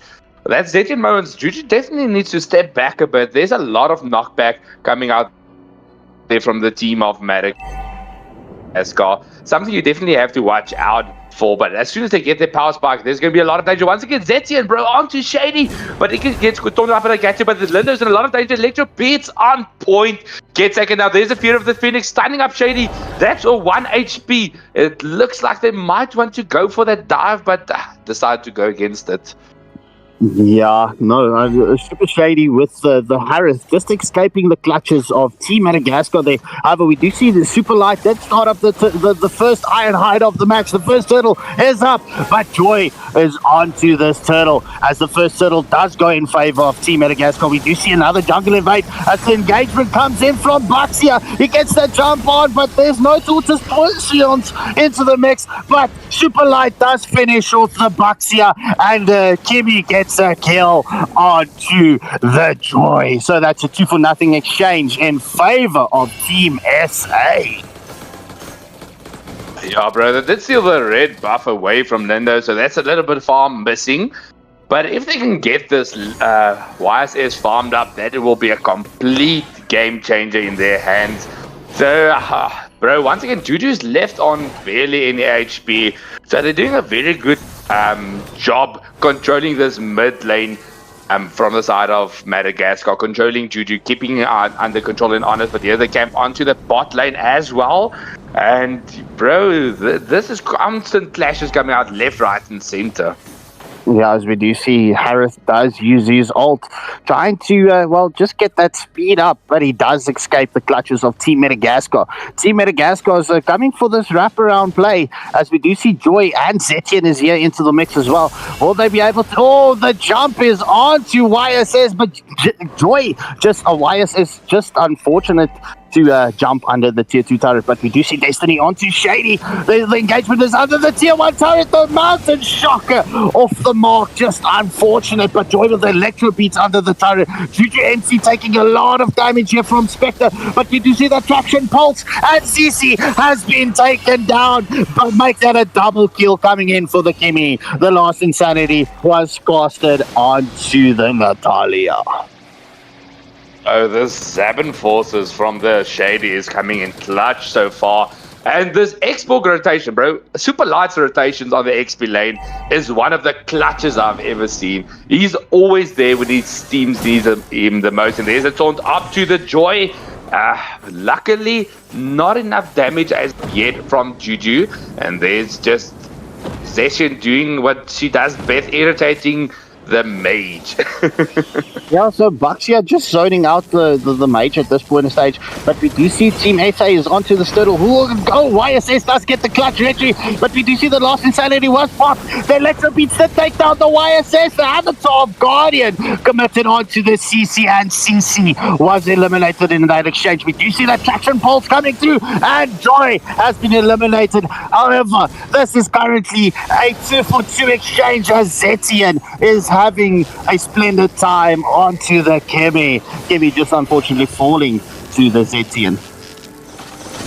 This Joy doing a very good job just bursting down Super Light. If they can get this X-Borg out of the team fights, they will have a much easier time on the objectives. He's currently the main damage to the frontliners, being able to just dish a lot of true damage. As soon as Kimi comes online, there's going to be a completely other game. But I mean, the gold fairly even 200 lead in the hands of Team South Africa. There's the concealed play coming out from Madagascar. Velo in a lot of trouble, but as you know, he's a tanky boy. There's a curtain call being thrown, linking them together, but that's a failed engagement, as Team South Africa did play very safe. I'm loving the rotation, bro. Yeah, so Kimi just using that first skill quite nicely, especially when that Baxia is trying to charge onto the Kimi. As we do see that engagement is onto Baxia, just taking a lot of his HP, just shredding down. But we do see Madagascar is coming for the wraparound play here onto Shady. We do see the stun onto Shady. The spinning wheels comes through, and Carry gets the kill onto Shady under the turret. We will see the first tier 1 turret falling in favor of Team Madagascar. Oh, bro, that Fear of the Phoenix clutch with that carry. Bro, the combos coming out there from Team Madagascar. Once again, this early game performances from them are on point. There's Birdie into the backline onto Juju. He gets a flicker out, but Birdie's taking a lot of damage. But there's the CC onto Juju. He gets taken down. Avatar of Guardian uses it defensively, as well as the last insanity. So that's a 1-for-1 exchange. But Madagascar got a fair chance to contest this turtle. There's a engagement once again onto Velocity. He is escaping at 1 HP, but Destiny did get it to kill, and Super Shady also gets taken down. So the turtle was secured. The kill went their way. I mean, the mid lane turret will also fall. Very, very good exchange. Yeah, right now this match is very balanced out. I mean, look, Kimi is getting focused hard by the Zetian. But yeah, this is just going to come down to the mid to late stages. I mean, Team SA, they definitely have the skills and the discipline, especially when it comes down to the late plays. I mean, we do see the engagement from the Joy onto the YSS, but YSS dealing a lot of damage. But Carry, oh my word, with that wheels, she is doing so much damage. We do see the tortoise poise coming in from Baxia, and Carry does finish off YSS. The Avatar of Guardian just used to help allow Team SA to escape that engagement from Madagascar. Bro, this box, yeah. I don't know why people don't play him. I mean, the dive ability just going onto the turret. There's a full engagement here. Zabin Force has been used just to clear the wave. So I'm liking the positioning from Team South Africa, just playing to objective, protecting everything. But Juju onto that Joy Electro beat, stealing out the blue buff, almost gets taken down. So this is a very back and forth game. Both teams are playing very aggressively, and one mistake can turn this game into a 180. Yeah, well, we do see that Team Madagascar has the 2.5 gold lead, but we do see the last insanity onto Baxia. Baxia has been eliminated by the X-Borg. We do see the wraparound. Will they be able to catch the carry here? But oh my word, carry is doing so much damage as the carry does take down Superlight. And that's all tier 1 turrets taken down in favor of Madagascar. The first Lord will be spawning up in the next 3 seconds. We do see the YSS is onto the Joy. Will the Joy be able to escape this mountain shocker? Onto Joy. Avatar of Guardian got the Joy out, and Joy has been taken down. Kill going in favor of Gadagacha.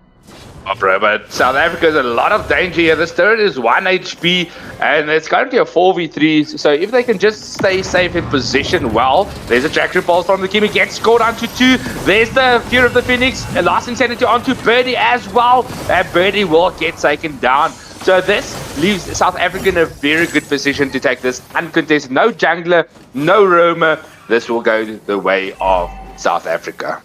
Yeah, so the first roar of the match will go to Team SA. This is definitely the position that Team SA wants to be in. They want to get that advantage. Well, the advantage that Team Madagascar has on them currently, just to release that pressure. But we do see the electric beats from Joy coming in. Mountain Shocker as well. The Avatar got it. What's committed defensively? But it's a 2-for-0 exchange going for Team SA. What a clutch. First tier 1 turret. 2 tier 1 turrets taken down. That would relieve the map pressure that Madagascar had. We do see the engagement on to Smurf. Kimmy with the traction pulse. Will the Zetian get shut down? Yes, sir. She is shut down. Juju with the Kimmy definitely gets that revenge onto the Zetian, but unfortunately does fall to the Baxia. Oh, bro, they at least got the tier 1 turret in the bot lane. It will be defended, but Linda is split pushing the top lane. Very good positioning coming out from Team South Africa. And I would like to see Madagascar just huddle up a bit. There's Electro Beats onto that X-Borg. His Faraga armor has been popped, and that's immortality as well. But there's Shady, a last insanity onto Joy. She's in a lot of danger. Zabin Force was committed. But, oh, bro, that slippery fingers, fast fingers coming out from CC. There's the Fear of the Phoenix, almost taking down that super light on the X-Borg. So that's already 2 tier 2 turrets taken out. This is a complete 180.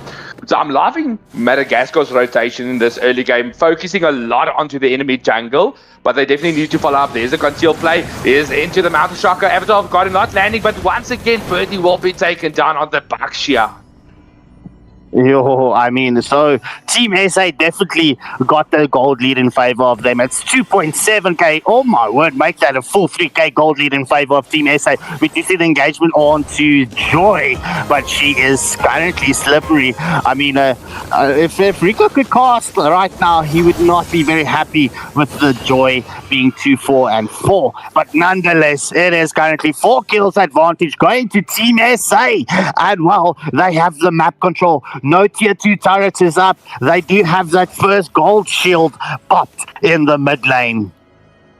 Oh, bro, that's already crazy. I mean, if you're looking at the item builds, there's already a massive spike coming out from the side of Team South Africa. Bro, this Gadagacha, this thing is unkillable. And if they would, if Madagascar is going to turn this thing around, they definitely need to keep the carry safe. Currently, carry is the main damage dealer, with Joy being a little bit behind. There's the engagement from the Baxia. Birdie onto Shady. Will they follow up? There's the Fear of the Phoenix, but Linda's there to follow up. Zabin Force has been committed to turning this fight around. That is a kill onto Aaron, but the carry gets taken down in response. There's a last insanity also on top of them, and that is Spectre taking down. They are under Huntsmith in a lot of danger, but bro, this is super light. Yeah, that aggressiveness almost costing him. Joy looking for the angle, but bro, just not being able to get onto Super Light.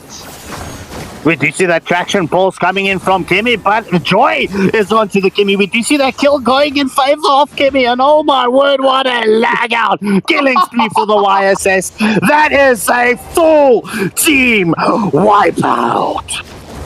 Oh, bro, this is going to be clutch. They're definitely going to take this Lord uncontest. I mean, there's no way they don't have a red 2 online.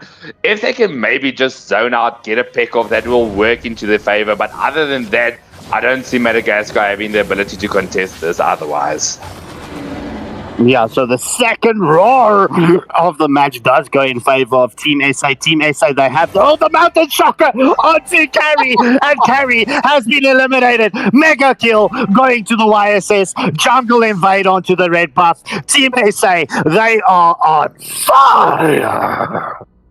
Bro, the mid lane inhibitors already taken down. Lord is marching down. It's a 4v5 situation. The main damage dealer is already taken down. So this might be the Lord they end the match with. I don't see how it's going to be a very tough defense coming out from Team Madagascar as the Lord is marching up. Yeah, well, the Team SA definitely has the angle to finish this up. I mean, they do have the Xborg. Faraga army is there. Avatar of Guardian. What's committed? The Electro Beats from Joy is into the mix, but the last Insanity has been committed. YSS does finish off CC. Team SA takes match 2. GG's, well played to both teams, but I mean, oh my word, what a second matchup. Team Madagascar having that early game advantage, right? But unfortunately, it's like the first match, right? Not being able to capitalize on the advantage that they get in the early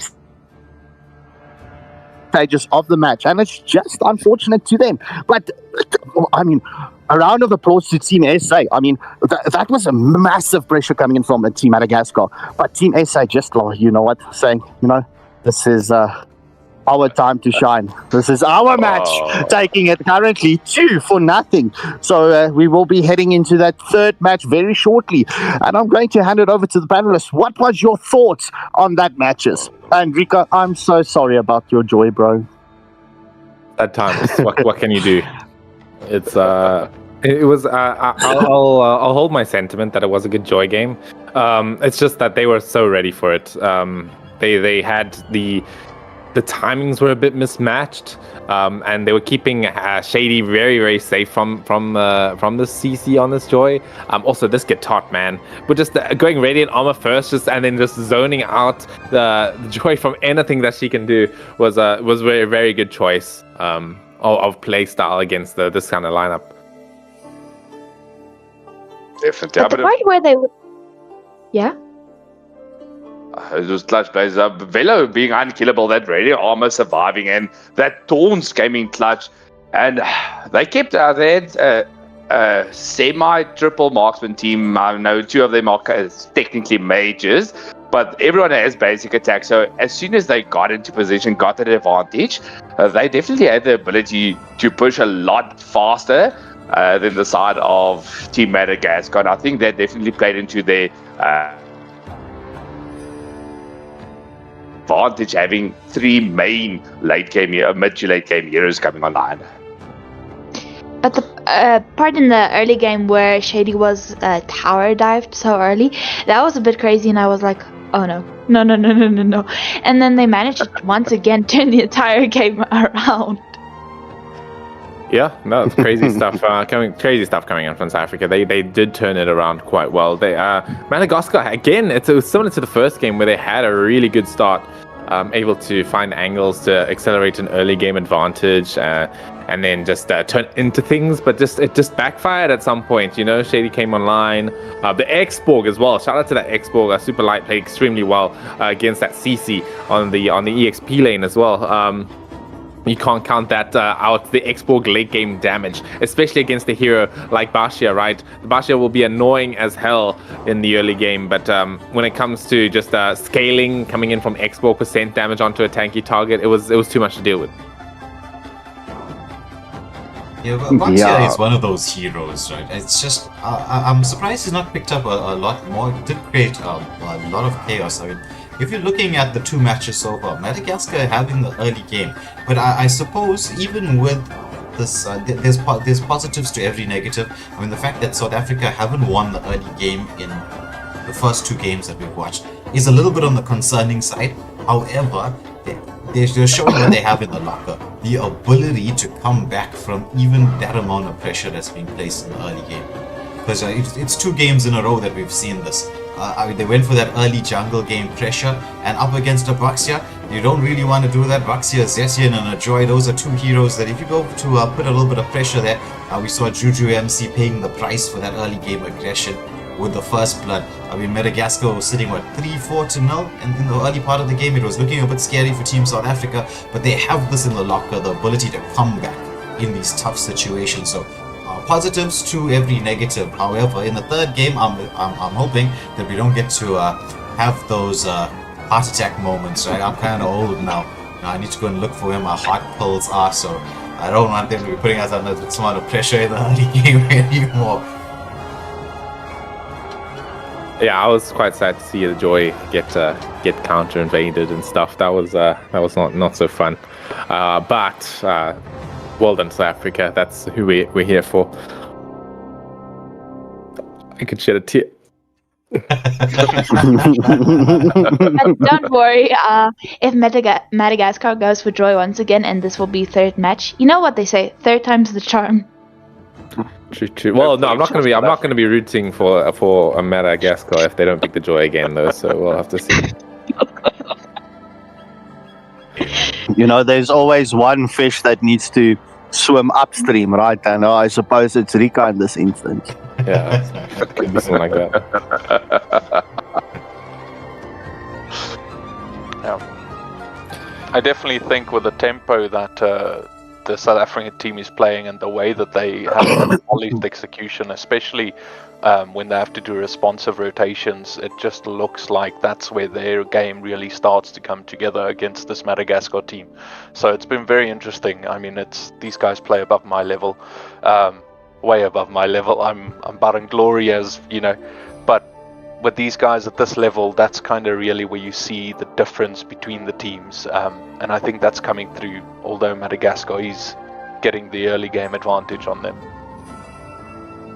Mm-hmm. Yeah. They are. I mean, it's a little bit on the scary side, right? But I suppose even in moments like this, we have to look at the results and say, look, the results speak for itself. We can see that the South African team have a lot in their locker, as I mentioned earlier, to come back from early game disadvantages. But obviously, I'm sure they'll be looking back at these games and saying to themselves, even within this third game, I mean, we've seen how fast they can make adjustments in the past. So in this third game, I'm sure the guys are on their VC channels there, on the IESF Discord, strategizing, saying, right, you know what, this happened in the first 2 games, let's make certain corrections, maybe there'll be a little change to the draft, go for that, because if you're going to play that early game aggression, you're going to have an early game aggressive draft, so maybe 1 or 2 picks here and there could allow them to use that style that they like to play and snowball into the mid to late game, because we know when Team SA gets that snowball on, when they get a little bit, just give them an inch, just an inch, they're going to take your, like a finger, baby finger, they're going to take your whole arm and everything else. So if they can get that early game start, that will be excellent for them, and then we'll be able to clutch this out 3-0, because as much as we're talking about the early game pressure and the fear and that was going on with that, we are in pole position, or Team SA is in pole position to take this in clean sweep fashion. Yeah, and I think that would be quite important for them to get into the finals, going into that by winning your last game in your regional, while your last match was a 3-0, I think that's a definite confidence booster for the team. Yeah. And especially up against a side like, or a country like Madagascar. I mean, Madagascar have shown what they're capable of. It's not been easy. These games have been going into the late game. Normally we expect matches to end off for around 12 to 14 minutes in that region of space. This has really been going the distance. You need to be very careful against teams like this, though. If in the shoes of South Africa here, this is when you're putting down a beast, right? You got the beast in the corner. You've got a spear to his head, and you can't take it easy. You can't let your guard down. As soon as that beast sees an opportunity, it's gonna bite your hand off. It's gonna do everything it can to stay alive. That's what Madagascar is gonna be up to right now. So as long as South Africa can keep the pressure on it, they should have this. But if they slack for just a second, it's over. The game can turn completely. Yes. I 100% agree with you. There's nothing scarier than when you have an animal cornered in there like that, because they're fighting for their life. Madagascar in this game, they're going to put everything on the line. They're going to be throwing everything and the kitchen sink at this. But I have faith in Team South Africa. I do know that they have it in their locker. They have the potential to weather the storm and take it 3-0. And as Johan mentioned, taking it 3-0 is going to be a beautiful thing for them in terms of confidence, because this is a confidence game. When you step onto stage, like right now, you're here in the spotlight. Granted, this is the online version of it. We are going to be going to the LAN version in the next phase, as long as South Africa go through, which we expect to happen, let's be honest. And the viewers I know at home expect that to happen too. But as they go in, it's that pressure keeps mounting. So they've been handling the pressure very, very well right now, but this is it. This is do or die. Everything is on the line right now in this third game. Yeah, well, look, bro. I just need to give credit to Team South Africa's captain, right? Just showing the sportsmanship from him, looking at the lobby, right? Offering Madagascar the choice if they want first or second pick. Just handing them the first pick option there going into this third match. So very much sportsmanlike from Super Shady. GG's. I don't know if you can call that sportsmanship. That sounds like pity to me. It sounds like psychological warfare. It sounds like that sounds malicious. So I don't know what sportsmanship you're talking about. But now the question is, would you rather want first or second pick for Madagascar? I mean, first pick options, there's a lot of great first pick options, but if you give them the IESF, they will definitely pick it up. And then you get 2 counter meta heroes in that response? Or would it be better to once again go maybe IESF for yourself, Basha again, or maybe look at something else? That is the question I want to ask. Yeah, so into the drafting phase we go. This is the third match, and I see a lot of viewers. Well, look, I'm just going to say thank you for everyone's support in the chat. Unfortunately, I can't call it out at this point in stage, but we are into the drafting phase. I'm predicting South Africa taking this in a 3-0 stomp, and I have to agree with the viewers here in the background, as we do see 1-1 being the first ban. Oh, bro, solid. I mean, 1-1 is a menace. If you can play the 1-1 being picked up, you see also being banned out in the Southern African lobbies in the pro scene. 1-1 is a menace. I mean, she's a built-in purifier. What else do you want? And one of the few heroes that you can actually run Inspire on. A counterban from South Africa being the Matilda, they definitely don't like playing against a Matilda. Never have, never will. They call me Wait, can I just tag you in here, please? I just quickly need to step out. Right, you're right. So there's the respect ban. The IESF gets taken out along with the Baksha. So 2 very great respect bans in that regard. Yeah, well, look, Boxy are definitely getting respect banned from the side of Team South Africa. That tortoise, poison, you know, I don't know how to pronounce it correctly, so I'm just going to let it all out there. But yeah, definitely. I mean, Baxia is an underrated hero. I mean, we've been mentioning this time and time again. Baxia being the perfect anti-heal hero, so it does make sense. It does make sense. It doesn't matter how and where you do pick him up, as we do see Team Madagascar batting out the hero Uranus. Yeah, but I mean, Uranus is a very, very overwhelming presence onto the map. Being able to wave cut against most heroes, 1v3 and walk away, being the distraction that EQ needs. And I mean, they play that very well. And if you look at the Boxer ban as well, that definitely signifies you're going to look at a more sustainable lineup. So, very good respect ban and response ban coming out from Madagascar. Okay, so Scarpy, it's pronounced Passance. That's what Passance. All right. Yeah, it's a French. All right. I believe it's a French word. Someone correct me if I'm wrong, but it's Passance.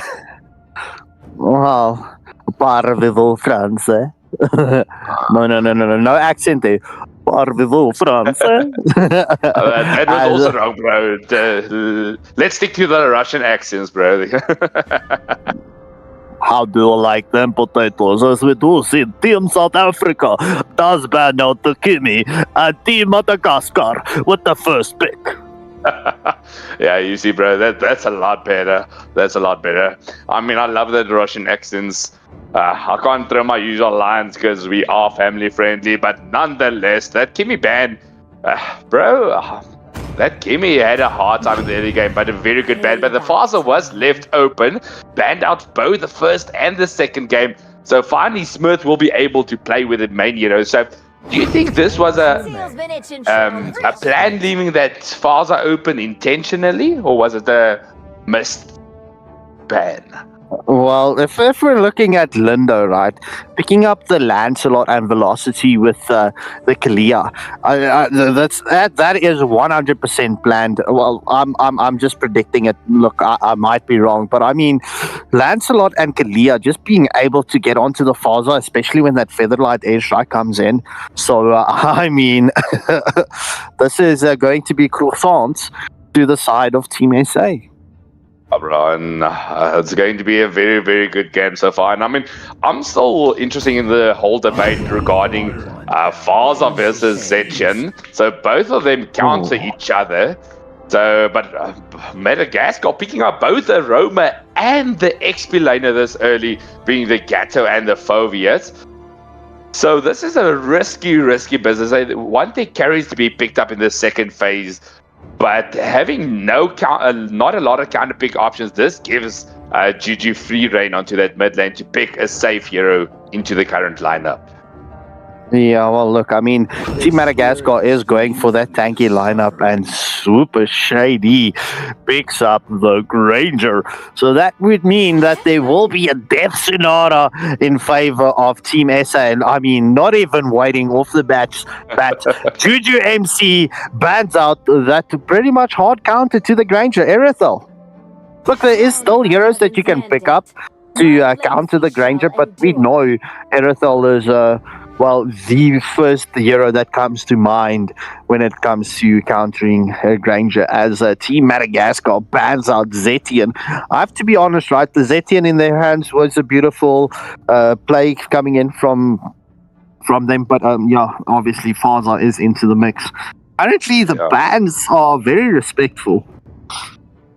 Solid bans overall. So I would also suggest that Zeshin ban was crazy. I mean, even if you pair it up with something else from Super Lights Arsenal, just to follow up with that Zeshin, and you even have Lindo on that Lancelot that can just zing his way through the map. So the two marksman bans keeping Shady safe will be the Moskov and the Erithal. So there's not a lot of Granger counters still left. We of course know there is still the Harith. Can be picked up by Madagascar, but other than that, there's not a lot of safe options. Maybe you look at something like a Claude or a debut Clint. That might be not a bad opinion. Yeah, well, look, I mean, the Claude should be a beautiful pick, but I mean, it all comes down to, I would rather go for the Harith. But look, it is all about which hero you are more comfortable with, especially when you're going to be playing against the Granger. As we do see Team Madagascar with a final ban, and potentially the final ban of the evening, banning out the Zushin. So, yeah, I mean, Team SA, as mentioned previously, in the pole position to take this in a clean sweep. I mean, I am predicting it, but let's see. Will Super Shady pick up that Savage? I mean, what a way to that would be, what a way to close off this match if Shady can end up with the Savage. But listen to me, I'm currently glazing. I'm glazing. I thought Lotus was the number one Shady glazer, but it seems she has some competition. But nonetheless, before we get into the Savage recordings, there is still a few questions to be taken. There's the CC pick to counter the tanky frontliners of the side of Bangang. My question now is, are we going to see the Hayabusa once again? Hayabusa is a bit of an iffy pick. It can work, but if you get caught out by that Tsunami Slam, that will be dangerous. So not a great pick, not a bad pick, but it all comes down to how fast your fingers are. Yeah, well, Spectre currently showing us. Will it be the Suyu that gets picked up from the side of Madagascar, though? I am, to be honest, look, the Suyu is a good pick, but I'm not a fan with the Suyu into this matchup. But hey, look, we know Suyu is very devastating as Birdie does pick up the Clint, so it will be a Clint up against Granger. And so just let me get back, right? No, everyone is Shady Spooky, you know? I'm just going to put it out there. There's going to be some confrontational moments in the chat there, but who's Shady Spooky? But anyway, it is what it is. Super Light with a final pick for the team. SA prediction. Make a quick prediction. What mage will it be? There's a few seconds left. I would definitely suggest maybe a Lao Yi would not be bad. Bro, Kadita might be a solid pick in Juju's hands, especially with the Kalia. I would say go Kadita. Oh, you're not. So, ladies and gentlemen, that just confirms it. Please do not get your lotto numbers from Shroomsy. Not that we are promoting, not that we are promoting in any shape or form gambling, but nonetheless, ladies and gentlemen, we will be heading into that third match in this best of 5 series. Will Team SA take this in a clean sweep, or will Madagascar get a pickup and take us into the 4th match? But as we enter to the as we go into the loading screen, I will be handing you over to Tsepe Rika, the man himself, and well, he will be co-casting with Lotus Blushing Menace. All right. Thank you so much for that intro. That was some great stuff right there. I need to point something out in the draft that's actually pretty crazy from the side of Madagascar here. Sugiyo and Gatatkacha against 4 physical heroes is really, really solid for the side of Madagascar here. Gatot obviously gets more resistances the lower HP he is, and Suyo gets that percentage increase of damage reduction against physical heroes when he's in that immortal form. So I'm really liking Madagascar's draft going forward with this. I think they cornered down the side of Team South Africa a bit here. I don't think they really knew what to pick here when it came to the middle lane. So I quite like it. I don't think I like the Lunox so much into this draft. I mean, sure, it can knock down the tanky targets such as the CEO, the Phobius, and the Gatot, but it is very vulnerable to pickoffs, right? Lunox is a bit of a sort of your standard marksman hero, right? Where if you get caught, then you're in trouble. I would agree with you there. And the problem with the Lunox is she has a lot shorter range than the majority of mages, much like a Kagura, so that also makes her a lot more vulnerable.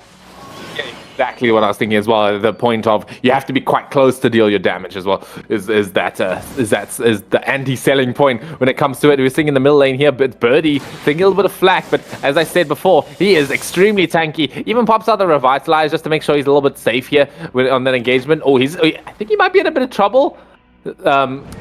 Madagascar bringing out 3 people for this fight right now. Suyo is one of those heroes that is online at level 3, right? He doesn't need that level 4 timing to have available, all his skills available. We are seeing the fight happening though. Shady is actually going to get first blood there. That's a bit catastrophic for the side of Madagascar here. It's going to be a 2-0. A lot of aggression coming out here in the early game, just like the previous 2 matches, but it seems like Team SA finally get the upper hand in the early game. Oh my lord, and Shady gets another kill. Oh, now that is really not good, especially since it's on the Granger. He's going to get those stacks stacking up right there. Super Light in a bit of danger. Does get taken out. That was a 4-man rotation to punish out the wave cut. somehow I think Madagascar are off to a great start here because they're less people for the turtle fight. However, the response from South Africa comes through. There's the light side ultimate coming in. Brilliance from Juju. And CC wants to continue the chase here. I'm not going to opt for it. Red buff is up. They're going to look for a jungle invade rather. But I think this is a bit of a mistake because they have 4 people on the side of Madagascar here. But they still get the kill with that feathered airstrike burst damage. It's enough to get them out and in safely. Okay, so that is a lot of crazy action right now, and I mean it's 42, just below 3 minutes, in the favor of EQ, but it seems like Madagascar will be able to take this turtle without contest right now. Yeah, not enough people to follow up on a potential steal right there. Mr. Waylander or whoever's the cameraman, I don't know if you can, but there's a button next to the pause button on the right-hand side. Do not click pause.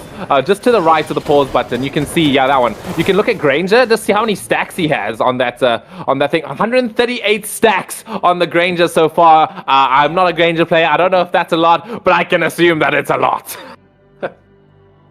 Well, this time in the game with 138, that is actually already a lot, because you have to have much more later on, but if you have so much this early, you can have a lot more damage way quicker.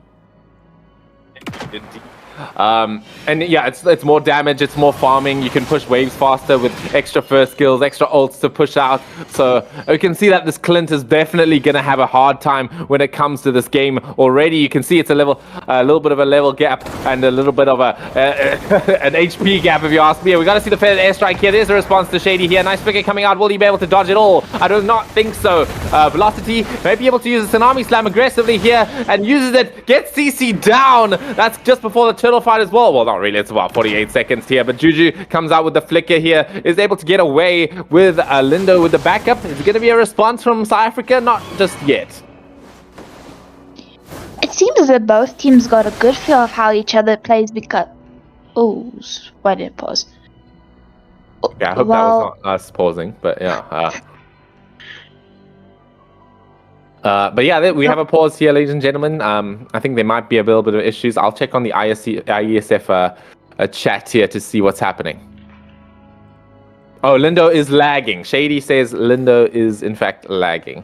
So we're going to have a pause. I don't know how long the pauses are, but we'll have to see.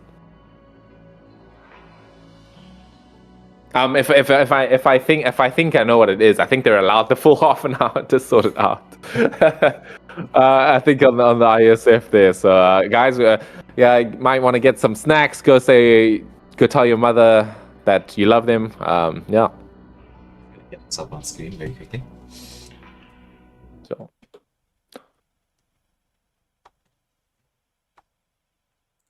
But yeah, overall in this game so far, I feel like Granger, Shady being this far ahead already is really dangerous. It doesn't matter if they have all the physical damage reduction in the world. Once, he can just buy that Malefic Roar, and he can start pummeling in those Death Sonatas at a crazy rate. We've seen what Shady does with this hero, and they need to be careful. Yeah. He is very, very, very deadly on that Granger. And with that amount of stacks being picked up that early, my goodness, it's going to prove to be very problematic. So Team SA, I mean, I'm so glad we were talking about whether they can make the adjustment. They did make the adjustment. They've got themselves with a very strong early game. Looks like we're in for an unpause, said by Shady. We should be good to go in just a second. I think Clint is that sort of hero that excels in the early stages of the game, and him not having that early advantage is going to be pretty bad news for the side of Madagascar here. Because he doesn't scale too well. I'm not going to say he doesn't scale that much, but he not as much as a Granger. Yeah, exactly. All right, so into the game we go. Back into the game we go, ladies and gentlemen. This is, again, match point for South Africa here. Can they bring it home here? We'll have to find out. They're not against an easy team. Although they're 2-0 ahead, Madagascar is ready to bite back. They're ready to do whatever it takes to win this match. And right now, both teams do have a good feel on each other. They know sort of the rotations that each other wants to take. But they also made that 4-man rotation once again on Shady, which could be once again problematic.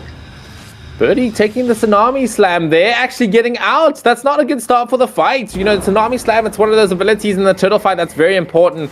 Kalia just goes in, disables the jungler, and then the jungler is able to get that turtle. But oh, look at that! It's not going to be enough. CC tries to get away from the engagement. That was lightning fast. Sort of a gank coming in from the side of South Africa here. That should be a nice and easy turtle for them. No retribution available.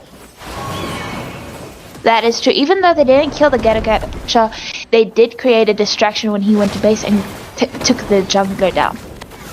Ooh, Faster coming out with some cool plays there, but we are seeing that Phantom Execution in on from that Lancelot there. Lights out ultimate as well committed. Shady finally finishes off the kill against Faster. Juju gets punished though. This is looking not such a bad fight for Madagascar. They pop the conceal. They want to go in aggressively again. They've got 4 people here versus 3. They're going to keep up the chase onto Lindo. Lindo, does he have the Kyrie blood in him? We'll have to see right now. He uses the Thorn Rose. He gets out. The Tsunami Slam covers his back and might even be able to get a kill here in return. Beautiful backup from the side of the Kalea, just making sure to protect the teammate just on time.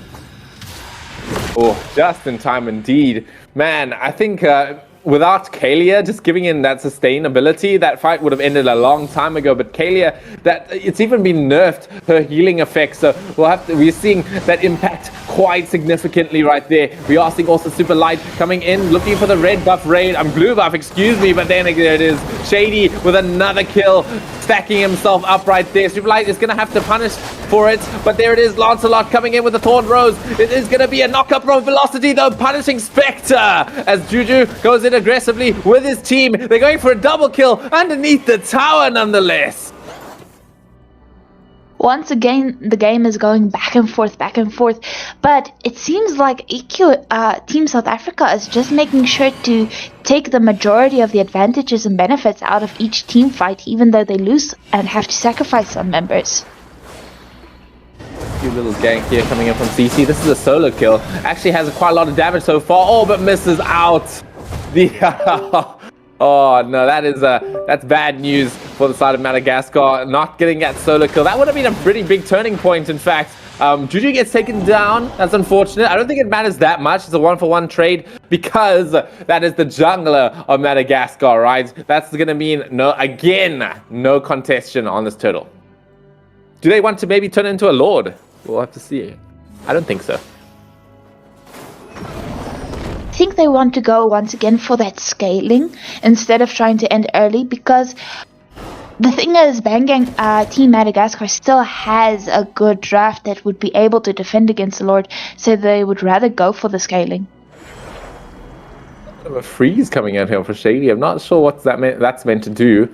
But he knows what he's doing. I'll just let him know what he's got it all down. Skypiercer picked up by the clip. We might see a little bit of a turn in action here when it comes to these team fights. Feathered Airstrike on the board with the Tsunami Slam on to oh my god, look at the Lindo's damage. They're finishing off Birdie as well as Evil Queller coming in from CC. They're not able to finish off Lindo. He tried his best, but not able to finish the job. Juju coming in with that Chaos Assault, able to knock down Spectre's HP nice and easily there. CC on the run. Madagascar, they need to get out. The fact that Lindo keeps escaping these fights with almost 0 health, it just shows how good his team is at backing up, following him, and even protecting him. So I'm loving to watch this team fight coming out from the side of Team SA. Yeah, their team fights are so beautiful. The way they approach the fights, they've thought about it. They've practiced for this. They know what they're doing in these situations. So it is what it is. Birdie looking for a little bit of an engagement with the concealed player. Has backfired a little bit. Look, oh my god. Phantom Execution after CC. That's more than half of his HP just for one skill. That's absolutely ludicrous. That is true, but the engagement keeps continuing and both teams are just poking each other right now. As you said, the poking happens here. Lindo going in for another Phantom Execution. There's the Tsunami Slam onto that guitar. They get him down, and the Lord Crown, able to dodge out the Phobius' assault as they get another kill onto him. And this is an easy mid lane tower. This is not like what the first few games were. It looks like Madagascar are kind of Madagascar. I keep saying Madagascar, man. They're kind of got their backs against the wall here. They're struggling. They're looking for a little bit of breath to kick up, but South Africa are just not letting them take any breath. Right now, Madagascar has to try to slow the game. Maybe first bait out the Kalea's Tsunami Slam, because that is what's changing the team fights right now. Because both Madagascar keeps trying to save that one engaged teammate, and then they all fall into the trap. So maybe bait it out like they did in the previous matches with the other Rome ults, and they can maybe turn the tides. There it is, ladies and gentlemen, 504 stacks on the Granger right there. That is going to be a lot of death sonatas coming through from Shady right now. Has the Malefic Roar, has the Blade of Despair. Here we're going to see Velocity coming in with the Tsunami Slam.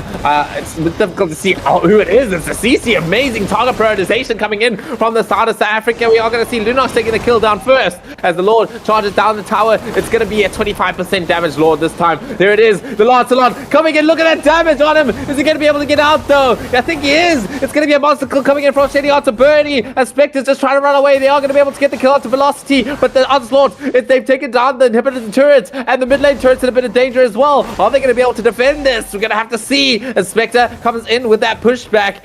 Is not going to commit just yet. They know that they're at a disadvantage right now as they take the tower and they back off. Managing to take 2 inhibitor turrets right now is a good advantage for the side of Team SA. Right now they'll once again probably put pressure on the lanes and then maybe even wait for the next Lord, keep the pressure on the side of Team Madagascar, or they will look for a way to push and after keeping the pressure. Indeed, as it's a bit of time until Lord spawns here. I would assume that we're looking at a freeze angle coming in from South Africa, but I mean, listen, freeze angles is when you get like when you want to freeze a lane. That's when the game is a little less not even, a little more even, right? You want to sort of generate a bit more advantage with the freeze, like knock the enemy's net worth down. But South Africa's so far ahead. I don't think they don't even need to freeze at this point. All they want is just I think they're confident enough to even take a base fight if they even wanted to here. They're just keeping it a little bit reserved. Sorry? Oh, okay. Oh, sorry, Mr. Waylander. I see you had a call there. Lindo picking up the Blade of Despair right there. So right now we're past the 12.5-minute mark. It's 19-7 in the favor of Team SA, and they also have 11,000 gold lead. Oh yeah, 11,000, man. That is like 3 or almost 4 Blades of Despairs in advantage. You can just imagine what that difference might make. As we now see the Roar has spawned up, this is the fight. I think if South Africa gets this Lord, they should be able to push this quite nice and easily though. But they have the Avatar of Guardian available to contest. They're not even going to try. We are going to see a fight already continuing. They're trying to catch the people that were lurking in the shadows. CC is the first one of 4. Are they going to be able to get more here? Lancelot coming around with the puncture, able to do a lot of damage. They're onto the Birdie though, but Shady has the damage, has the Malefic Roar in order to burst them down. We're going to see Phobius coming in, trying to disable the team, but it's not going to be enough. I didn't even see him get all the kills. It's a Savage to finish off the job. Shady, you don't want to give this man Grange. It doesn't matter if you draft a physical damage reduction team. It does not matter. Shady comes in, gets the Savage, and knocks them out. My goodness. The third match did not go anywhere I expected. I mean, Madagascar was playing crazy. They wanted to win, but Team SA just didn't give them a chance. Oh, bro. Like, Angelic sending me question marks because I'm screaming and shouting, it's a Savage.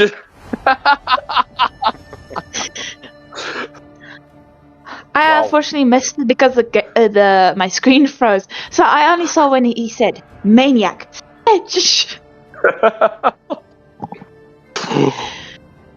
Oh, bro, what a game. But now it comes down.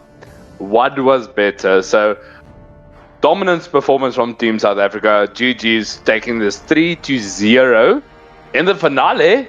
So, I mean, clutch plays. But, bro, if you look at this game, it was good from start to finish, but there's two things that stood out for me. Okay, Velo got the Tsunami Slam onto CC each and every time. Great plays. Good rotation coming out from Super Light. Juju being very aggressive on the Lunox, knowing when to use the light and dark. But the two moments that stood out was Shady's Granger, as we all know and love. Best marks, but you never want to give him that. The second one, and this is my MVP moment of the evening, I would say. Bro, the Kyrie moments coming out from Linda on that Lancelot. What was that? I was watching the chat. Now you see me, now you don't, Lindo. Zing, zing, zing away, Lindo. I mean, there was a lot of love coming in from Lindo. But yeah, Shady, thank you for giving me what I asked for just before the match started and ending it off with a garbage. I nearly let the Afrikaans word slip there, but this is PG friendly. It's well done to Team South Africa taking this in clean sweep fashion. They definitely made the adjustments from the first two games. This was a strong performance from them from start to finish. But I would say for the side of Madagascar, they did put up a strong showing. So I mean, hats off to them for putting up such a strong performance. But all the plaudits go to South Africa as they move through into the next round of the IESF regionals. The last match was crazy. That was insane. Ending it on a savage 3-0 series. I don't think they could have asked for a better way to cap this off. Yeah. So, well, we'll find out soon enough to which destination Team SA will be flying out to. Fingers crossed. They're going to be dealing with a lot of the teams from the North African region. I'm sure everyone at home will be interested to find out who's going to be qualifying and moving through to that particular stage in the IESF. We all know how dangerous the North African sides are. Egypt, Morocco, Tunisia. They've got some big guns in the mix. So what are your thoughts, everyone, on how South Africa is going to fare into that this particular stage? I mean, obviously, the further you go up in the competition, the more difficult the competition level is going to be. As much faith as we have in South Africa, they're fighting an uphill battle now. This is where things get real. Listen, it was real against Madagascar as well. They put up a phenomenal fight, but there's a complete difference. We're used to playing against Madagascar. We play against these guys so often. They're in the same server as us. But as soon as we get into your Tunisias, your Moroccos, your Egypt, man, Egypt is absolutely terrifying when it comes to the Mlbb. Equilibrium, Team South Africa, also known as Team Equilibrium, are going to be up against some very tough opponents going forward from now.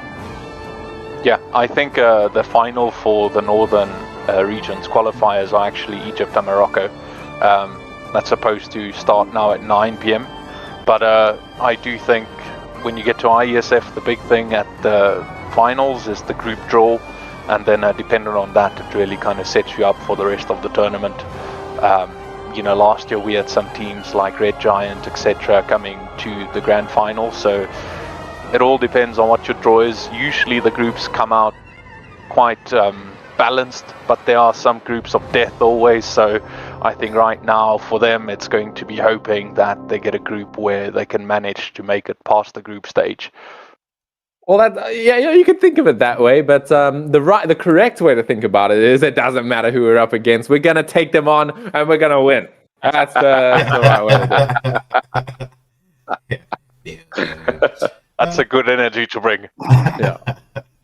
Yeah, well, we're going to be rooting for Team SA as they will be heading off to the next stage of the IESF. Once again, it's been an excellent performance from them. We will have all the highlight packages and stuff available for everyone to view. So, because I'm sure when you want to rewatch the match, you want to see these like the shady savage right at the end. Those are very, very clippable moments. We will have all of that up and available for you, so you can watch the dissection of the game. Maybe we'll get Seppi, Shroomsy, Scarpscaker. You guys, hello to you. You guys want to do a dissection of the match, maybe at some point in time?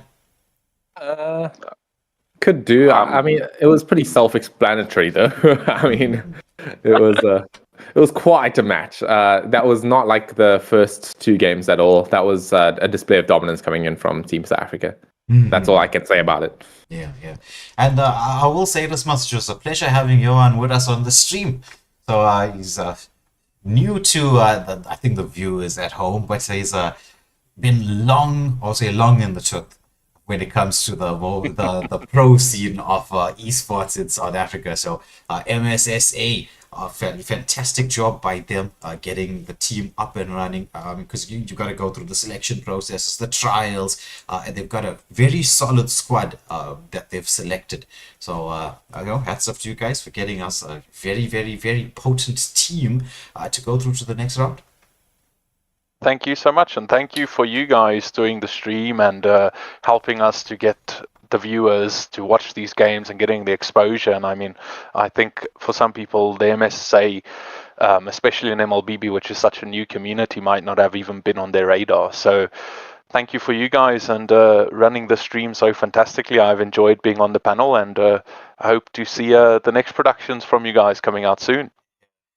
Well, I've got a fantastic team, as you can see how they're all beaming here. We got Seppi, Lotus, Stromsy, Skrapskekel. This is a wonderful casting team. I'm sure you would have heard the excitement, the passion in all of their voices. It just adds to the whole ambience, like the way they bring that energy going. So I'm very grateful to them and what they bring to the table with their skills as well. I just have a bit of a question for Wei. I mean, it might be the wrong time to ask it, but when is we've won our group, right? Johan as well. We've won our group. When is the next round coming up? This is the last round until they go to the IESF final, as far as we know. We have a meeting on the 30th of July with IESF, where all of the national federations basically get in a little bit of a town hall, and they'll give us all of the details for the next phase of entries, etc. And then we usually get all of the details for where's the world final, what's the process, the dates, etc. for that. So as soon as I have that, I'll share it with you guys, and you guys can post that out to the community as well if you want. And yeah, looking forward to what comes next for them. So far, South Africa hasn't lost a final in this region. We've got Counter-Strike 2, the main team and the female team, and then Dota is also qualified. Now Mlbb. Next up is Mlbb female over the weekend, and then PUBG on Monday. So it would be miraculous for us this year if all of the teams qualify. So I'm holding out for a 6-0. Especially after this 3-0.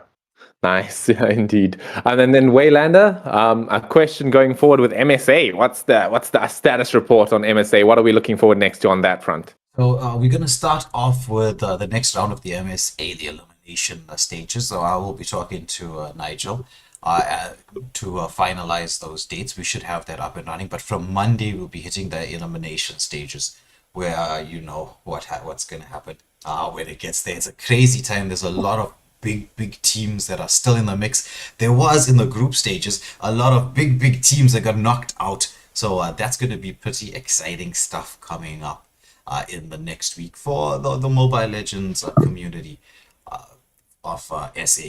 But for in terms of the PUBG scene as well, we do have. Well, we're going to be looking at, like Johan is going to be dealing with the IESF, and potentially we'll get to go do a bit of a watch along for the IESF PUBG scene. So we get to see some pro players involved in the mix there. That's going to be very, very exciting. So there's a lot of good things on the way for esports South Africa. And this is courtesy of the MSSA, where we're just lucky to be with them in order to bring all this action that's going to be coming up. Yeah, no, indeed. So just to add to that, Vika, just to give you a more clarified answer, MSA will continue on the 28th of July. I've been checking out the admin group, so yeah, we're just waiting for the schedules for everything, but we just want to conclude with the IESF first, and then we will have the next round of the MSA out. But yeah, nonetheless, this was what a 2 days so far. Tuesday, Wednesday, let's go. Yeah. And we still got the women's games to come up. Ooh, that's going to be fun. Indeed. I'm just thinking in the back of my mind, man, now that I'm back home here, like back from work, I've been really wanting to bring out another Conrica tournament, but there's absolutely no time for it. Maybe once we finish eliminations, we should be able to fit something in. The schedules are extremely tight for Mobile Legends. It's one of the very, very active communities in South Africa for esports in general. As things go, like I was just checking on the MSSA's schedule and stuff. There's quite a few things coming up across all the other games. It's just Mobile Legends. Maybe I'm being a bit biased. I don't know, right? But the Mobile Legends scene is firing on all cylinders with the amount of stuff coming through. Definitely. Yeah. And if they're looking at the MSSA team trials, etc., for next year, usually we see a strong pickup towards the end of the year. Usually people wait until the IESF is all concluded in November and then everyone starts playing. And the team trials, the dates get finalized with our annual general meeting the first weekend of December for the calendar for next year. But we usually tend to keep it the same. So you could expect the next team trials to be in March again. So to qualify for that, you need to play in 2 events before the team trials. And there's events in December, January, February. So we should see some pickup in the scene for Mobile Legends for next year's team trials as well. Oh, most definitely. Right now we're gonna as you made the announcement about the probable dates as things are gonna go, we're gonna make sure that the community itself, which is it's a large community and it's growing rapidly, so everyone's gonna be fully aware of what's happening, and so it's gonna hot up. The competition's gonna hot up, and that's what you want. You want the best of the best to represent your country, and competition breeds success. That's what we want. And so we've got such a stunning team right now with what they've done, as we've seen throughout even the test match series, and now into the regionals. They've put up such a strong performance. We know how incredibly good these players are, but competition breeds success. So we will definitely be making sure from our side at least that you as a community know exactly what's happening. You feel that you've got the talent, you can get to go showcase your stuff, and well, I'm sure Johan will be taking particular interest to see how good you are, whether he should be putting you on the team or not. Yeah, it's always fun running team trials. Everyone expects a normal tournament, and we always try to hit in some curveballs, because when you go to these events, especially if it's a LAN, nothing's ever perfect. There's always some kind of technical thing that happens or ruling. So team trials, even though you might expect it to be a quicker event for Mobile Legends, etc., it usually runs from the morning until about 5 p.m. So standard day of play. And it's a lot of fun. We mix and match things up, and it's a best of 3 and a best of 5 there overall to get to the best team's result at the end. It's a lot of fun. Mm-hmm. Yeah, I can imagine. Yeah. There'll be many people, especially after watching the stream so far. I know there's a lot of people who've been inspired by this to put it on our market to see what's happening. And so this is just going to improve the esports community as a whole going into the future. And we're very, very excited to at least play a small part in what's going on. We're going to just, we do the best that we can in order to bring you all the action. But speaking of action, once again, big congratulations to Team South Africa clutching this really do or die kind of matchup, clutching it out 3-0. A big shout out to all of them. And once again, I think Shady may have been glazed the most he's ever been glazed in his whole life. He's going to probably look like a Krispy Kreme's donut by the time this evening is done.